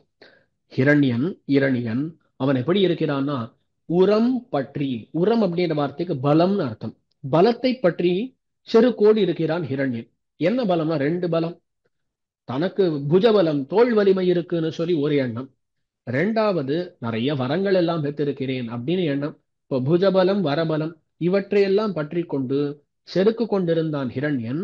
அப்படிப்பட்ட ஹிரண்யனை உரம் பற்றி இரணியனை, உரம் பற்றி இருக்கக்கூடிய ஹிரண்யன்னு வச்சுக்கலாம். உரம் பற்றி அப்படின்னு சொன்னா உரம் பற்றி கொண்டிருக்கக்கூடியவன் வச்சுக்கலாம். அப்படிப்பட்ட ஹிரண்யனை உகிர் நுதியால் ஒள்ளிய மார்பு உரைக்க ஊன்றி, உகிர் நுதியால் தன்னுடைய நகங்கள், இந்த நகத்தினுடைய நுதியால், உகிர் நுதியால் ஒள்ளிய மார்பு, ஒள்ளிய மார்புன்னு சொன்னா அழகான மார்புன்னு அர்த்தம். என்ன அழகான மார்பு அப்படின்னு கேட்டா இவன் பலவிதமான ஆபரணங்கள், சந்தனங்கள், சந்தன முதலானவைகள் அவற்றை எல்லாம் பூசிக்கொண்டு அழகா இருக்கா அழகா இருக்கான்னு பார்த்துட்டே இருப்பான. அவ்விதமான ஒள்ளிய மார்பு, அந்த ஒள்ளிய மார்பு உரைக்க, உகேர நுதியால் நகங்களினுடைய நுனியாலே அந்த ஒள்ளிய மார்பு அழகிய மார்பை உரைக்க ஊன்னி, உரைக்க ஊன்னி வியாக்கியானம் பண்றா. அந்த நகங்களை எப்படி எம்பெருமான் ஊன்றினான், உரைக்க ஊன்றினான்னு சொன்னா நகங்களை மார்பிலிருந்து ஊன்றினால் அது முதுகிலிருந்து வெளியே வரதான், மறுபாடு உருவ அப்படின்னு சொல்லி தெரிவிக்கிறார். அவ்விதமாக அவன் ஊன்றினானாம். அப்படி ஊன்றி ஒள்ளியமாறு உரைக்கவும் நீ அது மேல என்ன பண்ணா, சிரம் பற்றி முடியிடிய கண்பிதுங்க வாயலறத் தெழித்தான் கோயில். இந்த மார்பில ஊன்றினான். ஊன்றி சிரம் பற்றி அவனுடைய சிரசை பற்றி கொண்டானாம். சிரம் பற்றி அப்ப என்ன ஆச்சுன்னு கேட்டா, முடி இடிய கண் பிதுங்க வாயலற தெழித்தான். முடி இடிய அவனுடைய முடி அப்படின்னு சொன்னா அவன் தரித்திருக்கக்கூடிய முடி கிரீட்டம். அந்த கிரீட்டமானது இடிந்து போகும்படி பொடி பொடி ஆகிறதாம். சிரத்தை பட்டினானா, தலையை பிடிச்சிருந்தானா, பிடிச்ச வேகத்துல அவனுடைய கிரீட்டம் எல்லாம் பொடி பொடியா போச்சு. முடி இடிய கண் பிதுங்க, கண் பிதுங்கி வருகிறது. கண் பிதுங்க வாயலற அந்த வேதனையெல்லாம் தாங்க முடியாம அலறுகிறான். வாயலற தெழித்தான். அப்போ தெழித்தான். தெழித்தான் யார்? நிசிம்ம பெருமான் தெழித்தான். புருஷா சத்தம் போடுறானாம் எம்பெருமான். அப்போ அந்த தெழித்தான் அப்படின்னு சொன்னா பெரிய சத்தம் போடுதல்னு அர்த்தம். ஆரவாரம் பண்ணினான் எம்பெருமான். இப்போ விரோதியை போக்க பெற்றோம். பிரகலாதனுக்கு எவ்வளோ தீமைகளை செய்தான், எவ்வளோ தீமைகளை செய்தான். அப்படிப்பட்டவனை போக்கினோம்ன்ற சந்தோஷத்தில் ஆரவாரம் செய்து கொண்டிருந்தானாம் எம்பெருமான். அப்போ உரம் பற்றி இரணியனை உகிர்நெறியால் ஒளிய மார்பு உரைக்க உண்ணி சிரம் பற்றி முடியிடிய கண்பிருங்க வாயலற தெழித்தான் எம்பெருமான். தெழித்தான். அவ்விதமான நிருசிம்ம பெருமான் உரையும் கோயில் உரம் பெற்ற மலர் கமல உலகளந்த சேவடி போல் உயர்ந்து காட்ட வரம்புத்த கதிர் சென்னல் தாழ் சாய்த்து தலைவணக்கும் தன்னரங்கமே. திருவரங்கத்தில் இருக்கக்கூடிய வயல்கள் அதை அப்படியே பார்க்கிறார் பெரியாழ்வார், அனுபவிக்கிறார். வயல்கள்ல நெல்கள் நெற்கள் எல்லாம் நல்லா வளர்ந்து இருக்கின்றன. செந்நெல். அதுல இந்த நெல் பயிர்கள் எல்லாம் இருக்கக்கூடிய இடத்துல நடுவுல ஒரு தாமரையானது வளர்ந்து இருக்கிறதாம். இங்க ஜலசமிருத்தி அவ்வளவு அதிகமா இருக்கு இல்லையா, ஆகையால் அதிலேயே நடுவுல ஒரு தாமரையானது இருக்கிறதாம். உரம் பெற்ற மலர் கமலம். உரம் பெற்ற அதாவது செழிப்பு பொறிந்திருக்கக்கூடியதான மலர் கமலம். கமல மலரானது உலகளந்த சேவடி போல் உயர்ந்து காட்ட அது உயர்ந்து வருகிறது. அது எப்படி இருக்குதுன்னு கேட்டா, எம்பெருமானுடைய திருவடி தாமரை. அந்த திருவடி தாமரையானது மேல் நோக்கி போகிறது. தாமரை தானே சொல்றோம். அந்த மாதிரி இந்த தாமரையானது மேல் நோக்கி போகிறதாம். உரம் பெற்ற மலர் கமலம் உலகளந்த சேவடி போல் உயர்ந்து காட்ட அது உயர்ந்து காட்டுகிறது. உரம் பெற்ற மலர் கமலம் உலகளந்த சேவடி போல் உயர்ந்து காட்ட வரம்புத்த கதிர் சென்னல். வரம்புற்ற கதிர் சென்னல் அதாவது வரம்பை சேர்ந்து வரம்புற்ற அப்படின்னா வரம்பு வரிலும் சேர்ந்து இருக்கக்கூடிய சேர்ந்து வளர்ந்து இருக்கக்கூடியதான கதிர் சென்னல், கதிரை உடையதாக இருக்கக்கூடிய சென்னலானது தாழ் சாய்த்து தலைவணக்கும். அது தாழ் சாய்த்து அதனுடைய தாள்களை எல்லாம் நீட்டி அது வணங்கி இருக்கிறதாம். நீங்க என்ன புரிஞ்சுக்கணும் அப்படின்னு சொன்னா, செந்நெற்கள் அவை நல்லா நன்றாக பக்குவமான உடனே என்ன ஆகும்னு கேட்டா, அந்த நெற்கள் அந்த கதிர்கள் அந்த நெல் மணிகள் அவற்றினுடைய ஒரு சுமையினால அப்படியே தலை சாய்த்து கொண்டு நிற்கும் இல்லையா. அந்த சந்தர்ப்பத்திலே இந்த தாமரையானது மேல் நோக்கி அப்படியே வளர்ந்து நிற்கிறது. பார்த்தா எப்படி இருக்கிறது? தூரத்திலேருந்து ஒரு மலரானது அப்படியே மேல அப்படி வளர்ந்து இருக்கிறது. இந்த பக்கத்துல எல்லா பக்கங்களிலும் இருக்கக்கூடிய நெற்களானவை அப்படியே தலை சாய்த்து இருக்கின்றன. தலை சாய்த்துன்னு சொன்னா கீழ்ப்பகுதியிலேருந்து ஆரம்பிச்சு எல்லாமே ஒரு பக்கம் அப்படியே சாஞ்சிருக்கான். அப்போ என்ன ஞாபகம் வருகிறதுன்னு கேட்டா, எம்பெருமான் உலகளந்த சேவடி போல். எம்பெருமான் உலகளந்த சமயத்துல எல்லா திக்குகளும் இருக்கக்கூடிய வானவர்கள் தேவர்கள் முதலானவர்கள் எல்லாருமே எம்பெருமானை நோக்கி கைகூப்பி கொண்டு இருக்கிறார்கள். எப்படி இருக்கிறார்கள்னு கேட்டா, கால்களை எல்லாம் நீட்டிக்கொண்டு கைகளை எல்லாம் கூப்பி கொண்டு நிற்கிறார்களாம். அதாவது நமஸ்கரித்தார்களாம் அங்க இருக்கக்கூடிய தேவர்கள். அந்த மாதிரி தோன்றுகிறது பெரியாழ்வாருக்கு. அதான் தெரிவிக்கிறார், உரம்பெத்த மலர் கமல உலகளந்த சேவடி போல் உயர்ந்து காட்ட வரம்புத்த கதிர் சென்னல் தாழ் சாய்த்து தலை வணக்கும் தன்னரங்கமே. அப்படிப்பட்ட குளிர்ந்த திருவரங்கம். அதாவது முதல் பாசுரத்தை பார்த்துட்டு இருக்கோம். எங்கேயாவது இயற்கையை அனுபவித்தாலும் கூட வெறும் இயற்கையை மட்டும் அனுபவிக்கிறது கிடையாது. அதுலேயும் எம்பெருமானுடைய சம்பந்தத்தை சேர்த்துத்தானே அனுபவிக்கிறார். அப்ப நாம் பார்த்தோம் என ஏதோ நெற்கள் நடுவுல கமல மலர் இருக்குன்னு நினைப்போம். ஆனா ஆழ்வார் பார்க்கும் பொழுது அந்த கமல மலரை பார்த்தோடனே உலகளந்த எம்பெருமானுடைய திருவடி ஞாபகத்துக்கு வருகிறது. அந்த நெற்களை எல்லாம் பார்த்த உடனே இந்த நெற்களானவை இவ்விதமாக தலை வணக்கி கொண்டிருக்கின்றன அப்படின்னு தோன்றுகிறது. இவ்விதமாக ஆழ்வாரை பொறுத்தவரையிலும் ஒவ்வொன்றும் பகவத் சம்பந்தத்தோடு கூடியதாக பகவத் சம்பந்தத்தை கொண்டதாகவே தோன்றுகிறது. பாருங்களேன், அவ்விதமான அழகான பாசுரம் இதுவும் முற்று பெற்றது. இதுக்கு மேல தசாவதாரத்தையும் அனுபவிக்கக்கூடிய பாசுரமானது வருகிறது. தேவுடைய மீனமாய் ஆமையாய் ஏனமாய் அரியாய் குரலாய் மூவுருவிலிராமனாய் கண்ணனாய் கற்கியாய் முடிப்பான் கோயில் சேவலொடு பெடையன்னம் செங்கமல மலரேறி ஊசலாடி பூவனமேல் துரைந்தழி செம்பொடியாடி விளையாடும் புனலரங்கமே. தேவுடைய மீனமாய் ஆமையாய் ஏனமாய் அரியாய் குரலாய், எல்லா அவதாரங்களும் வரிசையா வருது பாருங்க. தேவுடைய, தேவு அப்படின்ற வார்த்தைக்கு இந்த இடத்துல தேஜஸ் ஒளின்னு அர்த்தமா. ஒளி கொண்டதாகத்தான் ஒவ்வொரு அவதாரமும் இருக்கிறது. தேவுடைய மீனமாய் ஆமையாய் ஏனமாய், ஏனம்னு சொன்னா பன்னி, அரியாய், அரின்னு சொன்னா ஹரி சிம்ஹம், சிம்மம்னு நரசிம்மம்னு வச்சுக்க வேண்டியது. அதுக்கு மேல குரலாய் வாமனனாய், மூவுருவின் இராமனாய், மூவுருவிலே ராமனாக வருகிறான். முதல்ல பரசுராமன், அடுத்து தசரதராமன், மூன்றாவதாக பலராமன். மூவுருவையிலும் ராமனாக எம்பெருமான் வருகிறான். மூவுருவின் ராமனாய் கண்ணனாய் கற்கியாய் முடிப்பான் கோயில். கண்ணனாக பிறக்கிறான், கற்கியாக பிறக்கிறான். ஆச்சா தசாவதாரம், 10 அவதாரங்களையும் சொல்லிட்டு முடிப்பான். இவ்விதமாக எல்லாம் ஆகி ஆங்காங்கு இருந்த விரோதிகளை எல்லாம் முடிக்கக்கூடிய எம்பெருமான் உரையும் கோயில். தசாவதாரத்தையும் சேர்த்து அனுபவிக்கிறான். இதுல மூவுருவின் ராமனாயின்னு சொல்லும் பொழுது அங்க முக்கியமான ராமன் யாருன்னு கேட்டா சக்கரவர்த்தி திருமகனாராக இருக்கக்கூடிய தசரத ராமர். அவருக்கு தான் முக்கியத்துவம். பரசுராமர் பலராமர் அவர்களை பத்தி ஏன் பேசுகிறார் அப்படின்னு சொன்னா, அவதாரம் தான், இந்த முக்கிய அவதாரம் கிடையாது, ஆவேசாவதாரம் அப்படின்னு சொல்லுவா. ஆவேசாவதாரம் எம்பெருமானுடையது.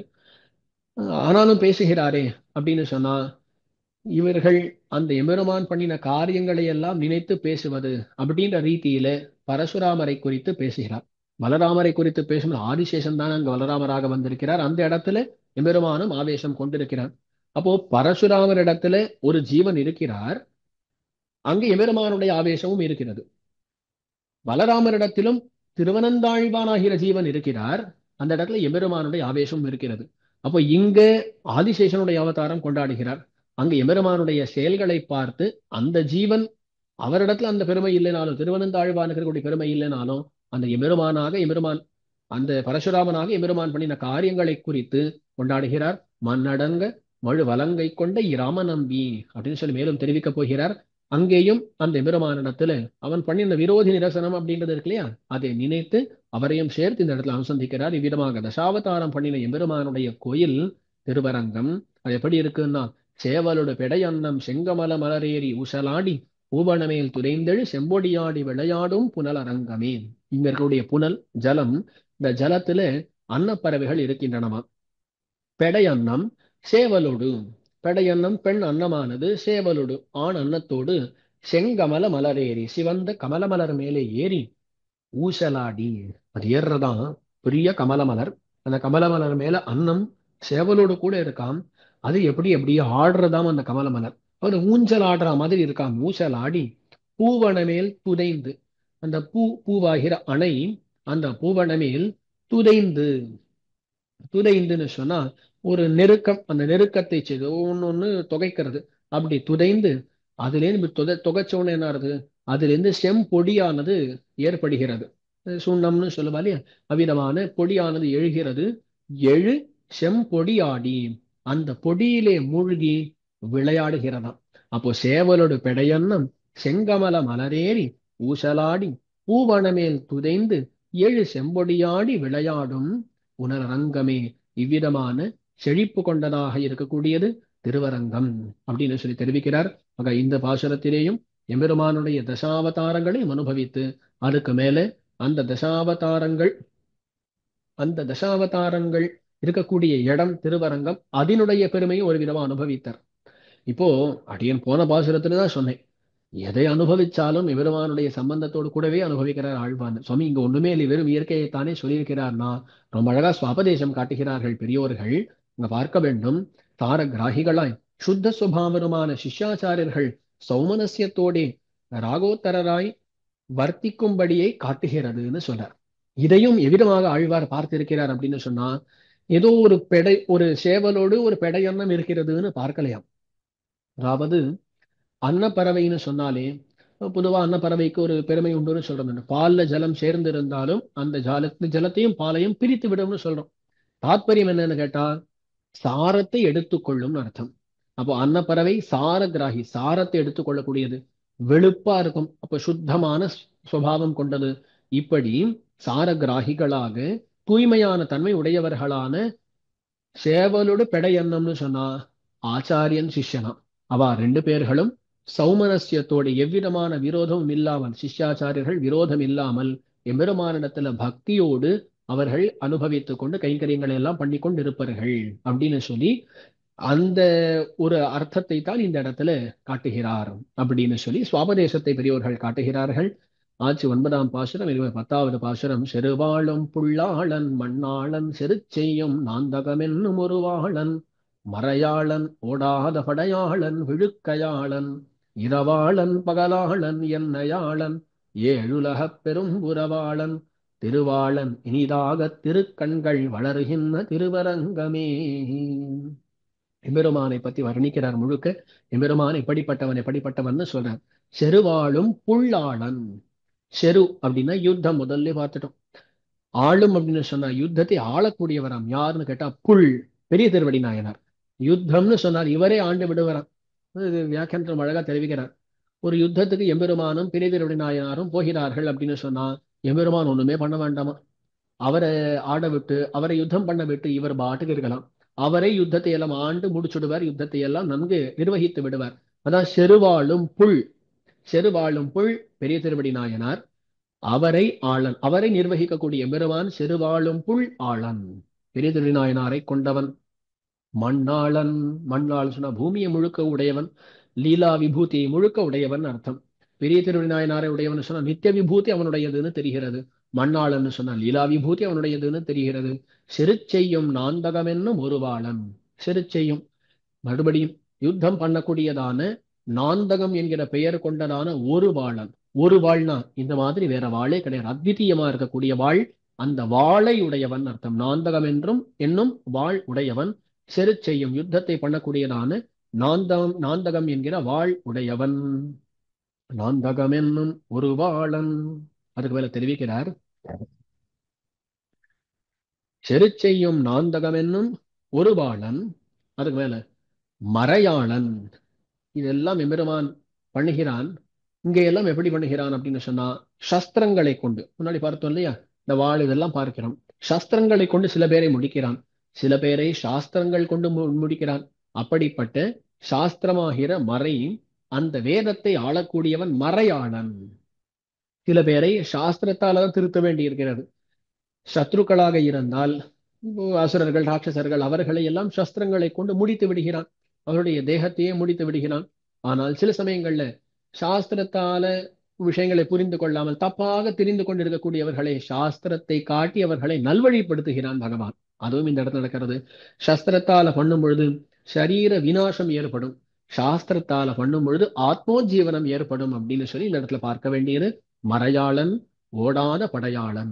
ஓடாத படையாளன், படைன்னு சொன்ன ஆயுதம்னு அர்த்தம். யுத்தத்திலிருந்து ஓட வேண்டாதபடி படைகள் ஆயுதங்களை எல்லாம் உடையவன், ஓடாத படையாளன். அதற்கு மேல விழுக்கையாளன் அப்படின்னு சொல்லி தெரிவிக்கிறார். விழுக்கை அப்படின்னு சொன்னா சீர்மைன்னு அர்த்தம். சீர்மை, ரொம்ப சிறப்பு வாய்ந்தவன். என்ன சிறப்புனா இவ்வளோ இருக்கே அவனிடத்துல, இதெல்லாம் கொண்டவனாக இருக்கிறான். யாருக்காகனா எல்லாம் ஆசிரியர்களுக்காக, அடியவர்களுக்காகவே எல்லாம் கொண்டவனாக இருக்கிறான் அப்படின்னு சொல்லி அவ்விதமான சீர்மை கொண்டவன் விழுக்கையாளன் அப்படின்னு சொல்லி இவ்விதமாக தெரிவிக்கிறார். விழுக்கையாளன் அல்லது விழுக்கை அப்படின்ற வார்த்தைக்கு சீர்மைன்னு அர்த்தம். அதை பிரிச்சுண்டு விழு கை, சீர்மை பொருந்திய கை, விழுக்கை அப்படின்னு வச்சுன்னு அர்த்தம் சொல்லலாம். அப்போ இவனுடைய கைக்கு சீர்மை உண்டாம். என்ன சீர்மைனா வந்தவர்களை வெறுங்கையோட போகவே விட மாட்டான், ஏதாவது கொடுத்துத்தான் அனுப்புவான். அவா 4 பேருக்கு தானம் பண்ணும்படியாக அவர்களை ஆக்கி அனுப்புவான். விழுக்கை ஆளன். சரி, விழுக்கையாளன், இரவாளன், பகலாளன். எல்லா விதமான காலத்துக்கும், பகலா இருக்கட்டும் இரவா இருக்கட்டும், எல்லா விதமான காலத்துக்கும் நிர்வாககன் இவன் தான் தெரிவிக்கிறார். என்னையாளன், என்னையாளன், அவனே என்னை திருத்தி என்னை ஆளக்கூடியவனாக இருக்கிறான். என்னையாளன், ஏழுலக பெரும் புறவாளன். புறவு அப்படின்னு சொன்னா நல்ல இடம், சுக்ஷேத்திரம் அப்படின்னு சொல்லி அர்த்தம். அவ்விதமான நல்ல க்ஷேத்திரங்களை எல்லாம் உடையவன், ஏழுலக பெரும் புறவாளன் அப்படின்னு சொல்லி இந்த 7 உலகங்களாகிற பெரும் புறவு. பெரிய க்ஷேத்திரம். அந்த க்ஷேத்திரத்தை உடையவனாக எம்பெருமான் இருக்கிறான். ஏழுலக பெரும் புறவாளன். புறவன சுக்ஷேத்திரம், நல்ல இடம், நல்ல ம், வயலுக்கான இடம்லாம் சொல்லுவோம், க்ஷேத்திரம்னு சொல்லுவோம் இல்லையா? அவ்விதமான க்ஷேத்திரத்தை உடையவன்.